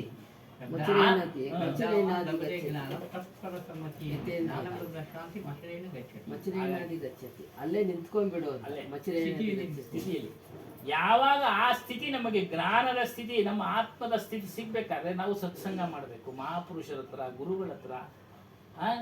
ಆ ಜ್ಞಾನ ಇದೆಯಲ್ಲ, ಆತ್ಮಜ್ಞಾನ ನಮ್ಮ ಎಲ್ಲಾ ಕರ್ಮಗಳನ್ನ ಸುಟ್ಟು ಬೂದಿ ಮಾಡುತ್ತೆ. ಸಂಚಿತ ಕರ್ಮಗಳು ಹಿಂದೆ ಇದಾವೆ, ಬ್ಯಾಲೆನ್ಸ್ ಇನ್ನ ಇದಾವೆ, ಸಂಗ್ರಹ ಆಗಿದ್ದಾವೆ, ಅವೆಲ್ಲ ಸುಟ್ಟು ಬೂದಿ ಮಾಡುತ್ತೆ. ಮತ್ತೆ ಆಗಾಮಿ ಕರ್ಮ ಮಾಡೋದಕ್ಕೆ ಬಿಡೋದಿಲ್ಲ, ಯೋಚನೆ ಮಾಡಿಸುತ್ತೆ. ಇದು ಮಾಡಿದ್ರೆ ಮುಂದಿಗೆ ಜನ್ಮ ಅಂತ ಅದೇ ಹೇಳ್ತಾ ಇರೋದು. ನಾವು ಸತ್ಸಂಗ ಮಾಡಿದ ನಾವು ಕರ್ಮಗಳು ಮಾಡ್ತಾ ಇದ್ರೆ, ಕುಸ್ಸಂಗದ ಕರ್ಮಗಳು ಮಾಡ್ತಾ ಇದ್ರೆ, ನಾವು 3 ಪಶುಗಳಲ್ಲಿ 3 ರೀತಿಯ ಪಶುಗಳು, ಪಶು, ಪಕ್ಷಿ, ಕ್ರಿಮಿಕೀಟಗಳ ಜನ್ಮ. ಕಾಡು ಅಂದ್ರೆ ಜಂಗಲ್, ಇದೊಂದು ಸಮಾಜ, ಇದೊಂದು ಜಗತ್ತು. ಇದನ್ನ ಬಿಟ್ಟು ನಾವು ಕಾಡಿನಲ್ಲಿ ವಾಸ ಮಾಡೋ ಥರ ಆಗ್ಬಿಡುತ್ತೆ. ಹಾಗಾಗಿ ಸುಧಾರಣೆ ಮಾಡ್ಕೊಳ್ಳಿ. ಮಾನವ ಜನ್ಮ ಬಂದಿರೋದು ಸುಧಾರಣೆ. ನೀವು ಆ ಒಂದು ಪಶುಗಳ ಜನ್ಮಕ್ಕೆ ಹೋದ್ರೆ ಮಾಲೀಕನು ಹೇಳದಂತೆ ಕೇಳಬೇಕು. ಕತ್ತೆ ಸಾಕ್ತಾ ಇರ್ತಾನೆ, ಅವನು ಹೇಳ್ದಂಗೆ ಕೇಳಬೇಕು, ಅವನು ಹಾಕ್ದಾಗ ತಿನ್ಬೇಕು, ಏನ್ ಹಾಕ್ತಾನೋ ಗೊತ್ತಿಲ್ಲ. ಈ ರೀತಿಯ ಗುಲಾಮ ಜೀವನ ಮಾಡ್ಬೇಕಾಗುತ್ತೆ. ಸ್ವತಂತ್ರ ಇಲ್ಲ ಅಲ್ಲಿ. ಸ್ವತಂತ್ರ ಇರೋದು ಮನುಷ್ಯ ಜನ್ಮದಲ್ಲಿ. ನೀವೇನ್ ಬೇಕಾದ್ರೂ ಮಾಡ್ಬೋದು, ಏನ್ ಬೇಕಾದ್ರೂ ಮಾಡ್ಬೋದು ಅಂತ ಹೇಳಿ ದುರ್ಗುಣಗಳನ್ನ ಮಾಡಬೇಡಿ, ಒಳ್ಳೇದನ್ನ ಮಾಡ್ಕೊಳ್ಳಿ. ಒಳ್ಳೆ ಅವಕಾಶ. ಇದರಿಂದ ನೀವು ದುಃಖ ನಿವಾರಣೆ ಮಾಡ್ಕೊಳ್ಬಹುದು. ಯಾವುದು? ಸತ್ಸಂಗ, ಸಾಧುಗಳ ಜೊತೆ ಸತ್ಸಂಗ, ಜ್ಞಾನ, ಶ್ರದ್ಧೆಯಿಂದ ಕೇಳೋದು, ಇವುಗಳನ್ನು ಮಾಡಿದ್ರೆ ಖಂಡಿತ ನೀವು ಮತ್ತೆ ಮನುಷ್ಯ ಜನ್ಮಕ್ಕೆ. ಅವ್ರು ಕೊನೆ ಒಂದು ಮಾತು ಹೇಳಿದ್ರು, ಮತ್ತೆ ಮನುಷ್ಯ ಜನ್ಮ ಬಂದೇ ಬರ್ತೀರಾ. ಮುಕ್ತಿ ಪಡೆಯಲು ಹೋಗದೆ ಇದ್ರು ಕೂಡ ಮನುಷ್ಯ ಜನ್ಮ ಬರ್ತೀರಾ. ಹಾಗಾಗಿ ಸಂಸ್ಕಾರಗಳನ್ನ ಮಾಡಿ, ಒಳ್ಳೆ ಸಂಸ್ಕಾರಗಳನ್ನ ಮಾಡಿ ಮುಕ್ತಿ ಪಡೆಯಬೇಕು ಅಂದ್ರೆ ಇನ್ನೂ ಹೆಚ್ಚಿನ ಸಾಧನೆ ಮಾಡ್ಬೇಕು. ನಾವು ಮುಕ್ತಿ ಸ್ಥಿತಿಯಲ್ಲಿ ಇದ್ದೀವಿ, ಆದ್ರೆ ನಮ್ಗೆ ಅಜ್ಞಾನ ಏನು ಅರ್ಕೊಂಡಿದ್ದೀವಿ. ಮುಕ್ತಿ ಸ್ವರೂಪರೇ ನಾವೆಲ್ಲ, ಮುಕ್ತ ಸ್ವರೂಪರೇ ನಾವೆಲ್ಲ. ನಾವೆಲ್ಲ ಬಿಟ್ಟಿಲ್ವಲ್ಲ ಸ್ವಾಮಿ, ನಾವೇನು ಬಿಟ್ಟಿಲ್ವಲ್ಲ, ಇನ್ನ ತಿಳ್ಕೊಂಡಿದ್ದೀವಿ. ಅಜ್ಞಾನ ಇದೆಯಲ್ಲ, ಅದನ್ನ ಬಿಡಿ ಅಂತ ಅವ್ರು ಹೇಳ್ತಾ ಇದ್ರು. ನೀವು ಮುಕ್ತಿ ಸ್ಥಿತಿನಲ್ಲಿ ಇದೀರಾ, ಆದ್ರೆ ಎಲ್ಲವನ್ನ ಅದೇ ಹೇಳಿದ್ರಲ್ಲ, ಸತ್ಸಂಗ ಕೇಳಿದ್ರು ಎಲ್ಲವನ್ನ ಒಳಗಡೆ ನೀವು ಧಾರಣೆ ಮಾಡ್ಕೊಂಡಿದ್ರೆ ಅದು ಪ್ರಯೋಜನ ಆಗೋದಿಲ್ಲ. ಹಾಗಾಗಿ ಅದನ್ನ ನೀವು ಸಂಸ್ಕಾರ, ಒಳ್ಳೆ ಸಂಸ್ಕಾರ ಮಾಡಿ, ಶ್ರದ್ಧೆಯಿಂದ ಗುರುಗಳ ಹತ್ರ, ಮಹಾಪುರುಷರ ಹತ್ರ ಜ್ಞಾನ ಕೇಳಿ ಒಳ್ಳೆ ಸಂಸ್ಕಾರ ಪಡ್ಕೊಳ್ಳಿ. ಮುಕ್ತಿನೂ ಹೊಂದಬಹುದು ಸಾಧನೆ ಮಾಡಿದ್ರೆ. ಇಲ್ಲಾಂದ್ರೆ ಮತ್ತೆ ಮನುಷ್ಯ ಜನ್ಮ ಬರುತ್ತೆ, ಆಗಲಾದ್ರೂ ಪ್ರಯತ್ನ ಮಾಡ್ಬೋದು ಅಂತ ಸಾಹೇಬ್ ಜಿ ಸಾಹೇಬ್ आगे बढ़ाइए। तो इस प्रकार से कबीर साहब जी कहते हैं, ये बोलिए बोलिए साहब जी। तो कबीर साहब इस प्रकार से कहते हैं कि जो सत्संग जो होता है, ये हमारी मुक्ति की भूमिका है। बंधन से छुड़ाने की भूमिका है। एक गुरुजी के पास में एक चेला हर दिन जाता था, सत्संग करता था, सेवा करता था, 2 वचन भी सुनता था, लेकिन वो भगत ऊपर से भगत था लेकिन भीतर से कम वक्त था। ठीक है। तो एक दिन वो जा रहा था, उसके साथी ने पूछा कि भैया कहाँ जा रहे हैं? बोले गुरुजी के पास जा रहा हूँ। किस लिए? बोले सत्संग करने के लिए, दर्शन करने के लिए। तो बोले गुरुजी क्या बताते हैं? बोले मुक्ति का रास्ता बताते हैं, कल्याण का रास्ता बताते हैं। तो जो व्यक्ति ने पूछा कि कहाँ जा रहा है, उसके घर में एक पिंजड़ा था और उस पिंजड़े में तोता था, वो दरवाजे के सामने टंगा था। जब वो पूछ रहा था कि क्या कर बताते गुरुजी? बोले मुक्ति बताते, कल्याण बताते। ये बातें तोता सुन रहा था। तो बोले गुरुजी से बोले मुक्ति कल्याण का रास्ता पूछ के आना हमारे लिए भी कि हमको मुक्ति और कल्याण कैसे होगा। बोले ठीक है। अब वो चेला गया अपने गुरुजी के पास में, सेवा किया, भक्ति किया, 2 वचन सुना, लेकिन कभी उसने ध्यान से कभी बात को नहीं सुना। लेकिन उस दिन किसी तीसरे आदमी ने बोला था कि मुक्ति की बात पूछ के आना। तो उसने पूछा कि बोले गुरुदेव बोले मुक्ति कैसे मिलेगी, कल्याण कैसे होगा? इतनी बात जब गुरुजी ने सुना तो गुरुजी बेहोश होकर के गिर गए। अब वो चेला डर गया कि कहीं गुरुजी मर तो नहीं गए, शरीर तो नहीं छूट गया। वो डर के मारे जब गुरुजी 10 मिनट के बाद वापस उठे तो उसने फिर वो क्वेश्चन का आंसर नहीं पूछा। ठीक है। अब वो चेला थोड़ा देर गुरुजी के पास बैठा और वहां से वापस हो लिया, और जिस घर से वो आदमी ने प्रश्न किया था उसके घर में पहुंचा। उस व्यक्ति ने पूछा भाई मेरा उत्तर लाए, मेरा आंसर लेके आए? अरे बोले तुम्हारा आंसर मत पूछो। बोले क्यों? बोले गुरुजी के सामने मैंने क्वेश्चन किया तो गुरुजी तो बेहोश आकर के गिर गए। ठीक है। लेकिन वो चेला तो नहीं समझ पाया, लेकिन तोता समझ गया। दूसरे दिन क्या होता है कि जब मालिक ने सवेरे 5 बजे अपने तोता का पिंजरा को देखा और बाहर टांगा तो तोता एकदम बेहोश हो गया था। तो मालिक ने सोचा कि तोता तो मर गया, और जैसे तोता का पिंजरा खोला, दरवाजा खोला, तोता उड़ गया। ठीक है। इस स्थिति को देख करके कबीर साहब ने कहा कि संग हुआ तो क्या हुआ, गुरु से लखे न बैन। चेला तो कुछ समझा नहीं, तोता लख लिया सैन।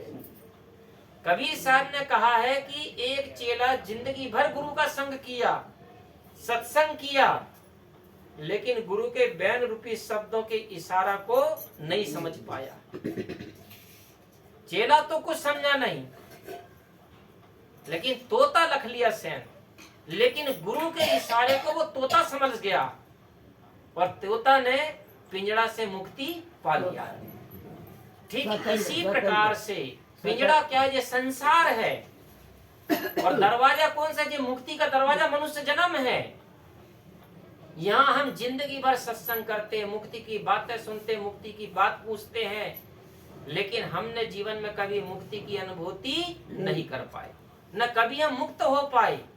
अपने जीवन में हम अपनी जीवन में सबके भीतर में एक आदत, एक ऐसा स्वभाव होता है जिसको हम अपना स्वभाव आज भी नहीं बदल पाते हैं, अपनी आज भी वो आदत को नहीं छोड़ पाते हैं, आज भी वो आदत में परिवर्तन नहीं कर पाते हैं। तो फिर हमारे जीवन में कहाँ गुरु की बातें हम न सीख पाए और समझ पाए, कहाँ से हमारा कल्याण हो पाएगा, कहाँ से हमारी मुक्ति हो पाएगी।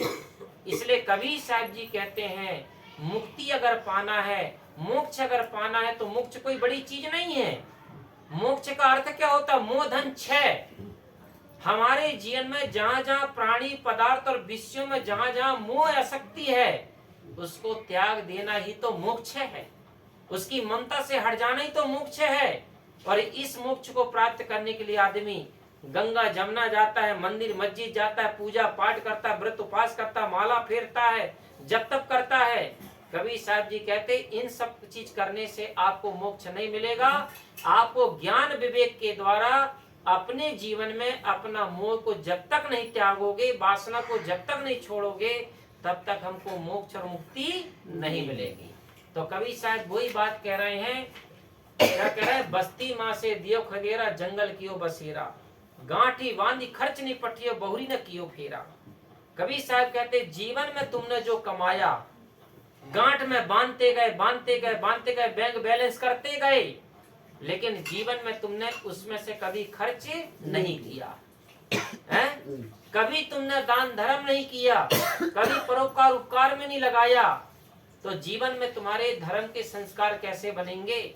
कवि साहब जी कहते हैं धन करने से धर्म बनता है, और धर्म करने से कभी धन नहीं घटता है। धर्म करने से हमारे जीवन में धन का सदुपयोग होता है और हमारे भीतर में संस्कार बनते हैं।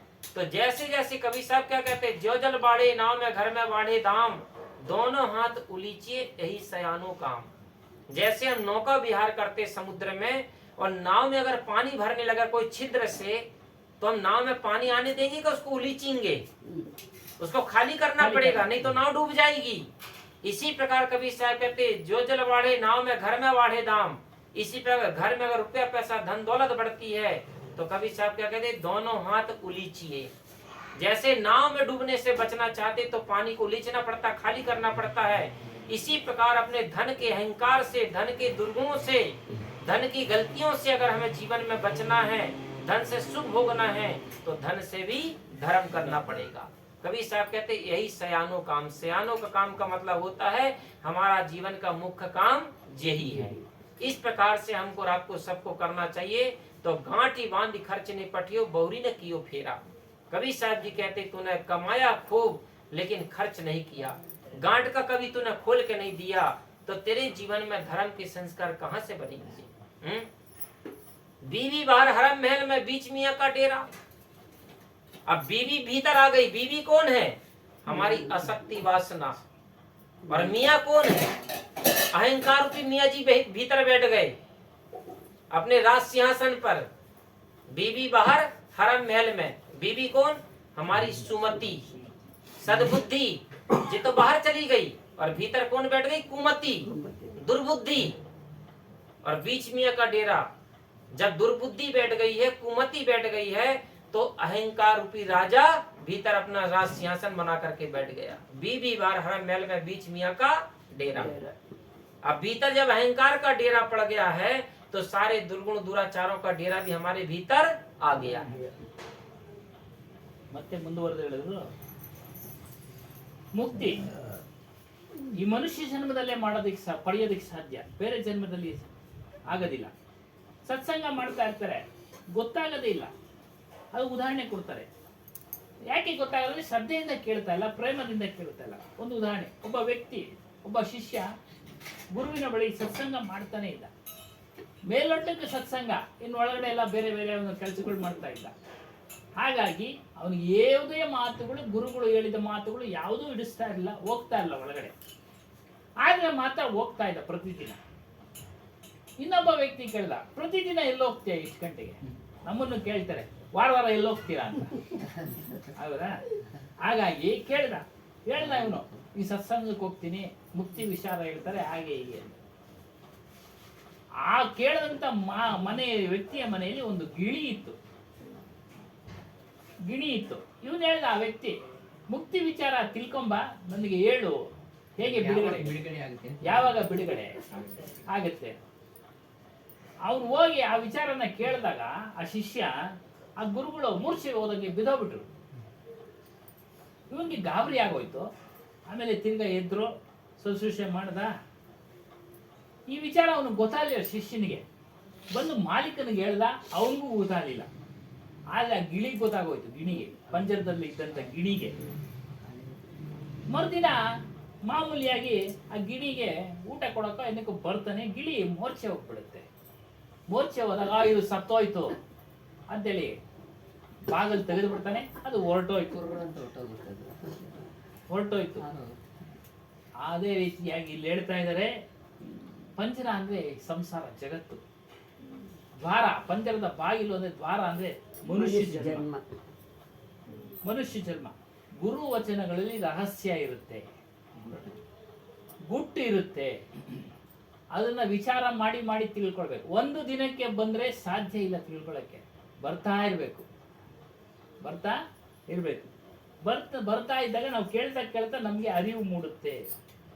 ಆ ಅರಿವು ಮೂಡ್ಬೇಕಾದ್ರೆ ನಮಗೆ ಮನುಷ್ಯ ಜನ್ಮನೇ. ಕೇಳ್ತಾ ಇದ್ದೀವಿ, ನಮ್ಮ ದುರಭ್ಯಾಸಗಳನ್ನ ಬಿಟ್ಟಿಲ್ಲ, ಮನಸ್ಸು ಪರಿವರ್ತನೆ ಆಗಿಲ್ಲ. ಇನ್ನೆಲ್ಲಿಂದ ಮುಕ್ತಿ? ಹೇಳಿದ್ವಿ ನಾವು ಜೀವನ್ ಮುಕ್ತಿ ಸ್ಥಿತಿನಲ್ಲೇ ಇದ್ವಿ. ನಿಮ್ಮ ವಿಚಾರನೇ ಬಂದ್ಬಿಟ್ಟು ಅವ್ರು ಕೇಳಿಸ್ಬಿಡ್ತು, ನೀವು ಕೇಳಿ ಕನ್ನಡ. ಅದಕ್ಕೆ ಹೇಳಿದ್ರು ಜೀವನ್ ಮುಕ್ತಿ ಸ್ಥಿತಿ. ಮುಕ್ತಿ ಈ ರೀತಿ ಅಭ್ಯಾಸಗಳನ್ನ ನಾವು ದುರಭ್ಯಾಸಗಳನ್ನ ಬಿಡದೇ ಇದ್ರೆ ಮುಕ್ತಿ ಸಿಗೋದಿಲ್ಲ, ಮುಕ್ತಿ ಸಿಗೋದಿಲ್ಲ. ಮೋಕ್ಷದ ವಿಚಾರ ಹೇಳಿದ್ರು, ಮೋದನ್ ಚೂಟ್ ಅಂತ, ಅಂದ್ರೆ ಆಸಕ್ತಿಗಳನ್ನ ಬಿಡಬೇಕು. ಮೋಕ್ಷ ಅದೇ ಮೋಹ ಕ್ಷಯವಾದ್ರೆ ಮೋಕ್ಷ, ಆಸಕ್ತಿಗಳನ್ನ ಬಿಡಬೇಕು.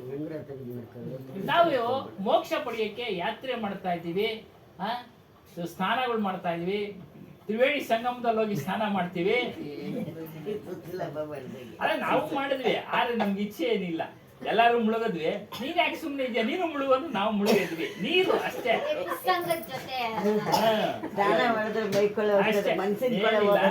ಬೇರೆ ಏನಿಲ್ಲ. ಅಂದ್ರೆ ಮುಕ್ತಿಗೆ ಏನ್ ಬೇಕು ನಮ್ಗೆ? ಜ್ಞಾನ ವಿವೇಕ. ಆ ಜ್ಞಾನ ವಿವೇಕ ನಮ್ಗೆ ಅರ್ಥ ಆಗ್ಬೇಕು, ನಮ್ಗೆ ಉಂಟಾಗ್ಬೇಕಾದ್ರೆ, ನಮ್ಗೆ ಬರ್ಬೇಕಾದ್ರೆ ವಾಸನೆಗಳನ್ನ ತ್ಯಾಗ ಮಾಡ್ಬೇಕು, ಇಚ್ಛೆಗಳನ್ನ ತ್ಯಾಗ ಮಾಡ್ಬೇಕು, ಆಸಕ್ತಿಗಳನ್ನ ತ್ಯಾಗ ಮಾಡ್ಬೇಕು. ಮನುಷ್ಯ ಧನ ಸಂಪಾದನೆ ಮಾಡ್ದ, ಹಣ ಸಂಪಾದನೆ ಮಾಡ್ದ, ಬ್ಯಾಂಕ್ ಬ್ಯಾಲೆನ್ಸ್ ಜಾಸ್ತಿ ಆಗ್ತಾ ಇದೆ, ಹೆಚ್ಚಾಗ್ತಾ ಇದೆ. ಆದ್ರೆ ಅವನು ದಾನ ಧರ್ಮ ಮಾಡ್ಲಿಲ್ಲ ಅಂದ್ರೆ ಏನು ಪ್ರಯೋಜನ ಇಲ್ಲ, ಏನು ಪ್ರಯೋಜನ ಇಲ್ಲ. ಒಂದು ಉದಾಹರಣೆ ಕೊಟ್ರು, ದಾನ ಧರ್ಮ ಮಾಡಿದ್ರೆ ಒಳ್ಳೆ ಸಂಸ್ಕಾರ ಬರೋದು. ದಾನ ಮಾಡ್ಬೇಕಾದ್ರೂ ಪಾತ್ರಗಳನ್ನ ಅರಿತು ದಾನ ಮಾಡಿ ಅಂತ ಆಗಾಗ ಹೇಳ್ತಾ ಇರ್ತಾರೆ. ಒಂದು ಉದಾಹರಣೆ ಕೊಟ್ರು, ಹಡಗು ಹೋಗ್ತಾ ಇರ್ತೀವಿ, ನೀರು ಒಳಗಡೆ ಬಂದಾಗ ನಾವು ನೀರು ಎತ್ತಾಕಿದ್ರೇನೆ ಮುಂದೆ ಸಾಗಕ್ಕಾಗದು. ನೀರು ಬರ್ತಾ ಇದೆ ಅಂದ್ರೆ ಒಳಗಡೆ ಮುಳುಗ್ತೀವಿ. ಅದೇ ರೀತಿಯಾಗಿ ನಿನಗೆ ಧನ ಸೇರ್ತಾ ಇದೆ, ಸಿರಿವಂತನಾಗ್ತಾ ಇದೆಯಾ, ದಾನ ಮಾಡು, ಪರೋಪಕಾರ ಮಾಡು, ಧರ್ಮ ಮಾಡು. ಆಗ ನಿನಗೆ ಒಳ್ಳೆ ಸಂಸ್ಕಾರ, ಒಳ್ಳೆ ಜ್ಞಾನ, ಒಳ್ಳೆ ವಿಚಾರಗಳು ಸಿಗ್ತವೆ, ಅದು ಒಳ್ಳೆ ಸಂಸ್ಕಾರ ಉಂಟಾಗುತ್ತೆ. ಆದರೆ ನಾವು ಅದನ್ನು ಮಾಡ್ತಾ ಇಲ್ಲ. ನಮ್ಮ ಮನಸ್ಸಿನೊಳಗಡೆ ಇದ್ದಂಥ ಒಳ್ಳೆ ಬುದ್ಧಿ ಹೊರಗಡೆ ಹೋಗ್ಬಿಡ್ತು. ದುರ್ಗುಣಗಳು ಸೇರ್ಕೊಂಡ್ಬಿಟ್ಟಿದೆ. ದನ ಸೇರಿದಂಗೆಲ್ಲ ದುರ್ಗುಣಗಳು ಸೇರ್ಬಿಡ್ತವೆ. ಅದಕ್ಕೆ ಮುಂಚೆ ಒಂದು ದೀನತ್ವ ಇರುತ್ತೆ, ದೊಡ್ಡವರು ಚಿಕ್ಕವರು ಅನ್ನೋದು ಗೌರವ ಇರುತ್ತೆ, ಅವೆಲ್ಲ ಸುಮತಿಯ ಗುಣಗಳು, ಒಳ್ಳೆ ಗುಣಗಳು. ಯಾವಾಗ ದನ ಸೇರ್ತಾ ಅವ್ರಿಗಿನ ನಾನೇ ಜೋರಾಗಿದ್ದೀನಿ ಅನ್ನೋದು ದುರ್ಗುಣ ಬಂದ್ಬಿಡುತ್ತೆ. ಹಾಗಾಗಿ ಅವನು ಕುಮತಿ ದುರ್ಗುಣಗಳು ಒಳಗಡೆ ರಾಜನಂತೆ ಕುಳಿತು ಅಹಂಕಾರ ಪಡ್ತಾನೆ, ದುಷ್ಕಾರ್ಯಗಳನ್ನ ಮಾಡ್ತಾನೆ, ಕುಸಂಸ್ಕಾರವನ್ನ ಗಳಿಸ್ತಾನೆ ಮನುಷ್ಯನಾದವನು.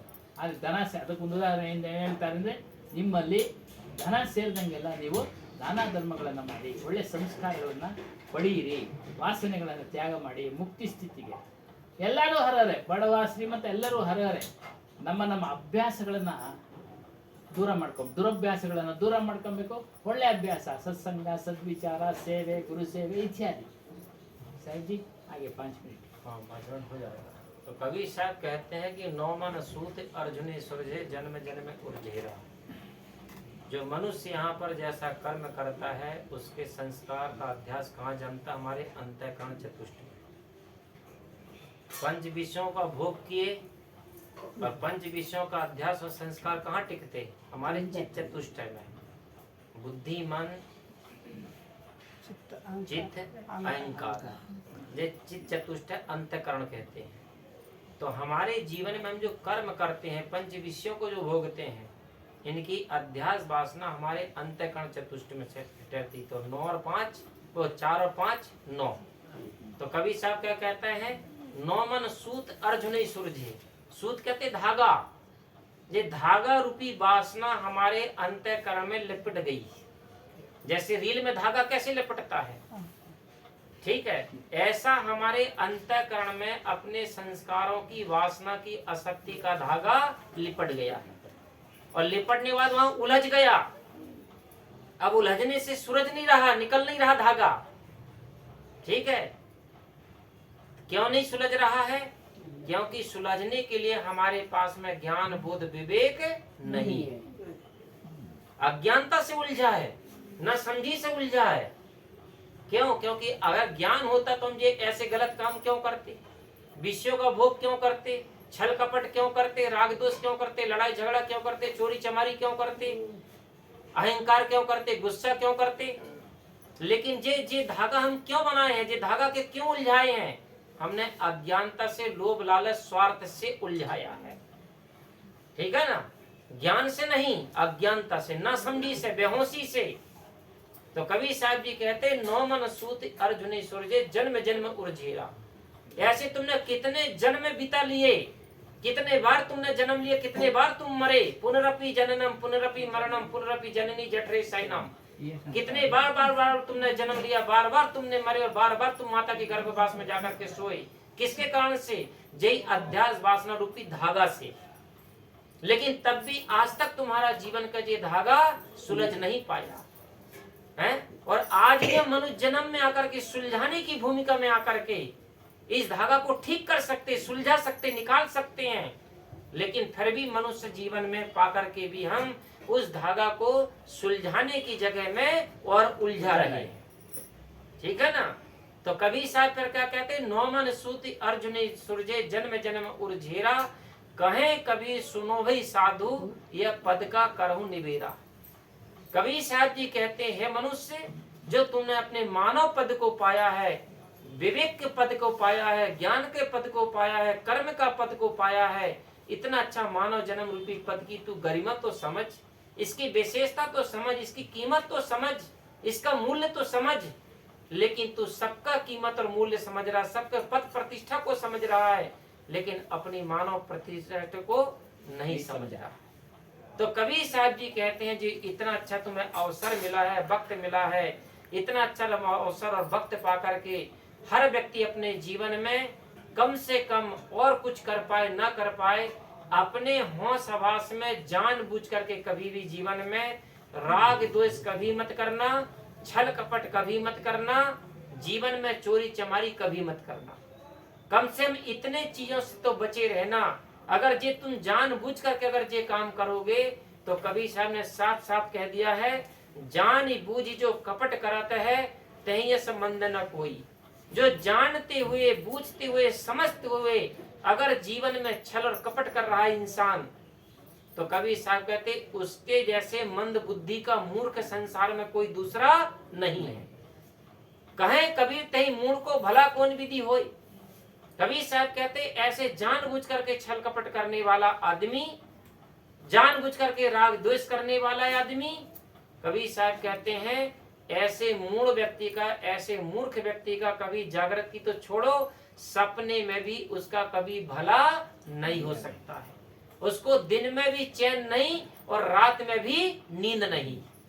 उसके जीवन के दिन के चैन और रात की नींद हराम होकर के उसकी जिंदगी पूरी तबाह हो जाएगी। इसलिए जीवन में कम से कम मानव पद में आए हैं, मनुष्य भूमिका में आए हैं, तो हम ऐसे काम से बचें, ऐसे काम कभी ना करें और अपने जीवन में भक्ति करते हुए, सत्संग करते हुए, सेवा करते हुए, साधना करते हुए, सद्गुण सदाचार करते हुए, सत्कर्म करते हुए अपनी जीवन की यात्रा को पूरा करें। यही हमारा जीवन में मानव धर्म का कर्तव्य है और ऐसा सबको करना चाहिए। और ऐसा जिसने किया, समझ लेना उसी ने जीवन में असली सत्संग किया और उसी व्यक्ति ने संतों से कुछ पाया, कुछ सीखा और कुछ उसने कमाया। ठीक है ना? तो वही कमाई हम अपनी करें। बाकी संसार की कमाई कभी किसी की पूरी नहीं होती है। असली कमाई हमारी यही कमाई है, संग चले सो धन संतु छूट जाए सो माया।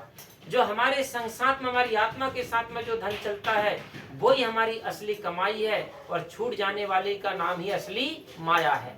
लेकिन इंसान क्या कर रहा है, उस माया के पीछे असली संपत्ति को खो रहा है। ये सबसे बड़ी मूर्खता है। तो कबीर साहब जी कहते हैं हम अपनी असली संपत्ति को कमाएं और अपना कल्याण करें।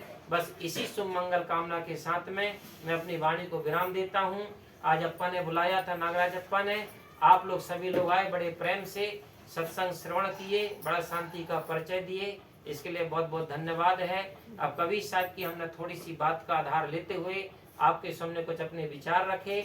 आपको अच्छे लगे होंगे तो अपने पास रखना, ना लगे हो तो छोड़ देना। बोलिए श्री सद्गुरुदेव की, संत समाज की, भक्त समाज की। ಅಂತಃಕರಣ ಚತುರ್ಚಯ ಬಗ್ಗೆ ಹೇಳಿದ್ರು. ಬುದ್ಧಿ, ಚಿತ್ತ, ಅಹಂಕಾರ, ಅಂತಃಕರಣ ಇವೆಲ್ಲವೂ ಭೋಗದ ಕಡೆ ಹೋಗ್ತಾ ಇದ್ದಾವೆ. 5 ವಿಷಯಗಳ ಶಬ್ದ, ಸ್ಪರ್ಶ, ರೂಪ, ರಸ, ಗಂಧ ಇವುಗಳಲ್ಲಿ ಹೋಗ್ತಾ ಇರೋದಕ್ಕೆ ಕಾರಣ ಏನಾಗ್ತಾ ಇದೆ?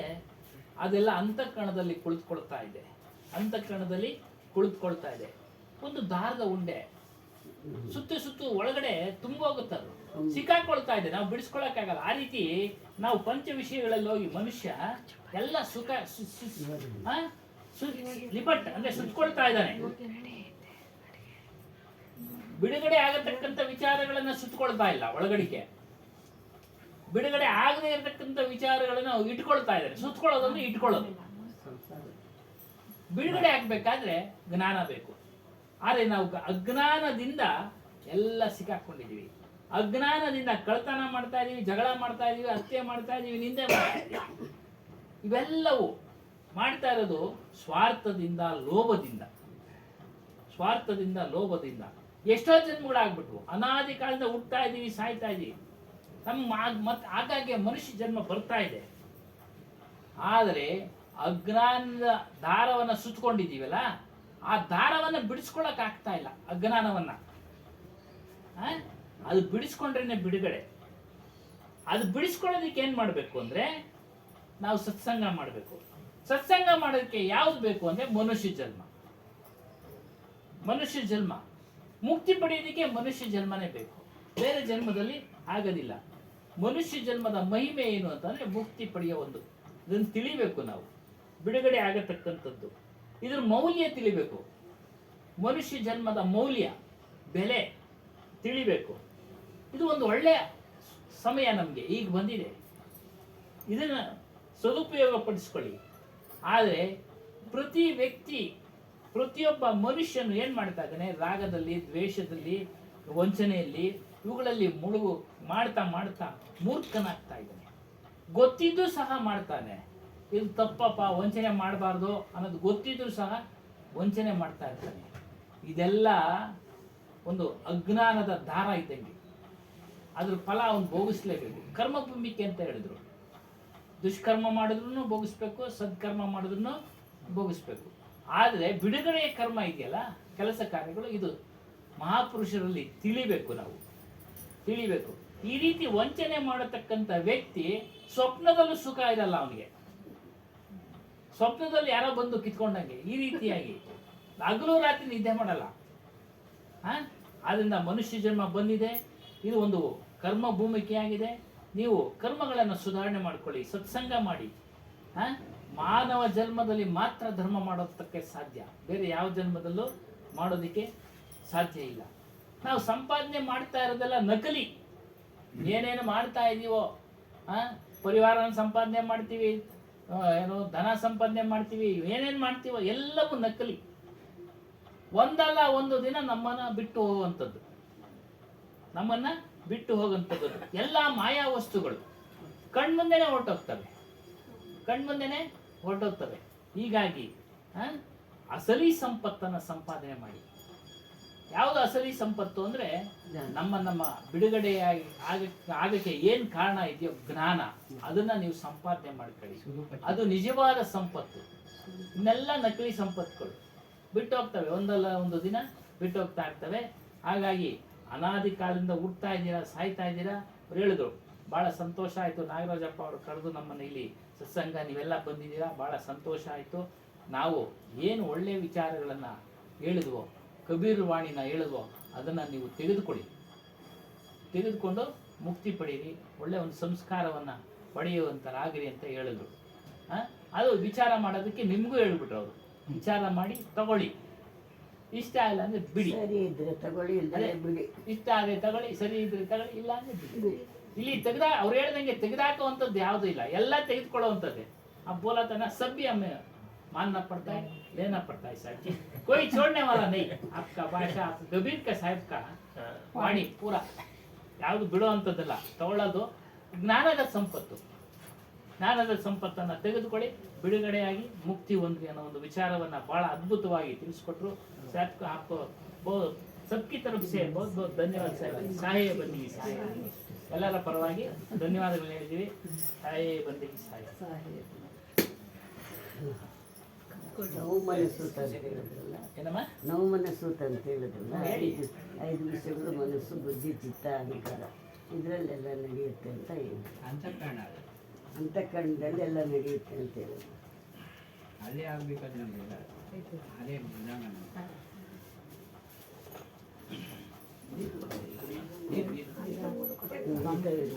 ಉಳ್ಳಿ ಮನ್ನಾಡ್ ಬರ್ತಾರೆ, ಬುಧವಾರ ಬರ್ತಾರೆ. ಇಲ್ಲಿಂದ ಮೈಸೂರಿಗೆ ಹೋಯ್ತು 10 ಟೂರಲ್ಲಿ.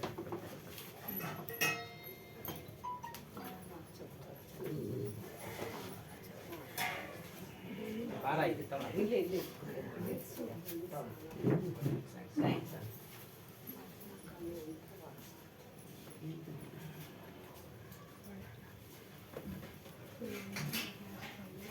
ఇంత బుర్రలే అంతా అక్కడ శిష్యులు అయిండేది, అక్కడక్కడే తిరుగులాడుతూ ఉంటారు. సతగురు ముక్తిదాతా తేరి ఉపాధి ఫలే పూజియే బాలచందన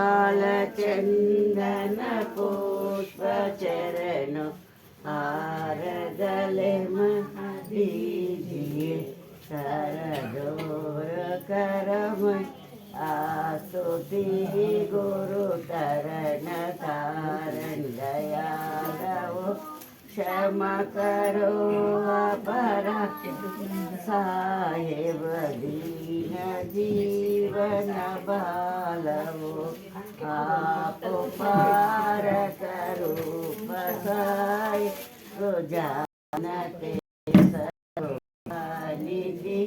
मैं आगम करनी जीव सतगुरु नाही हो कचुलाय की गुरु करता हूँ मैं बीनती, जो सुनिए दीन अनाथ की आदमुदारण भव भयहारण जीवन करत सनात की जगत स्वामी अजीत साहेब परक गुरु को कही सके दया क्षमा दी हो ये दिन में आपको सो नहीं सके में सतगुण नाम ये बोला रहू मैं कैसे आपको बार बार अब करत विनती शरण लीजे दास को शरण शरण मणि शरण हो कहत बनी कचुनानी शान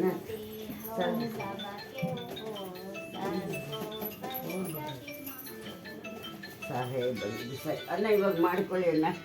ಅಣ್ಣ ಹಾಂ ಬಂದೆ ಆರತಿ ಮಾಡ್ಕೊಳ್ಳಿ ಅಣ್ಣ. ಅಣ್ಣ ಇಲ್ಲ ಮಿಕ್ಸರ್ ಕಾಲ್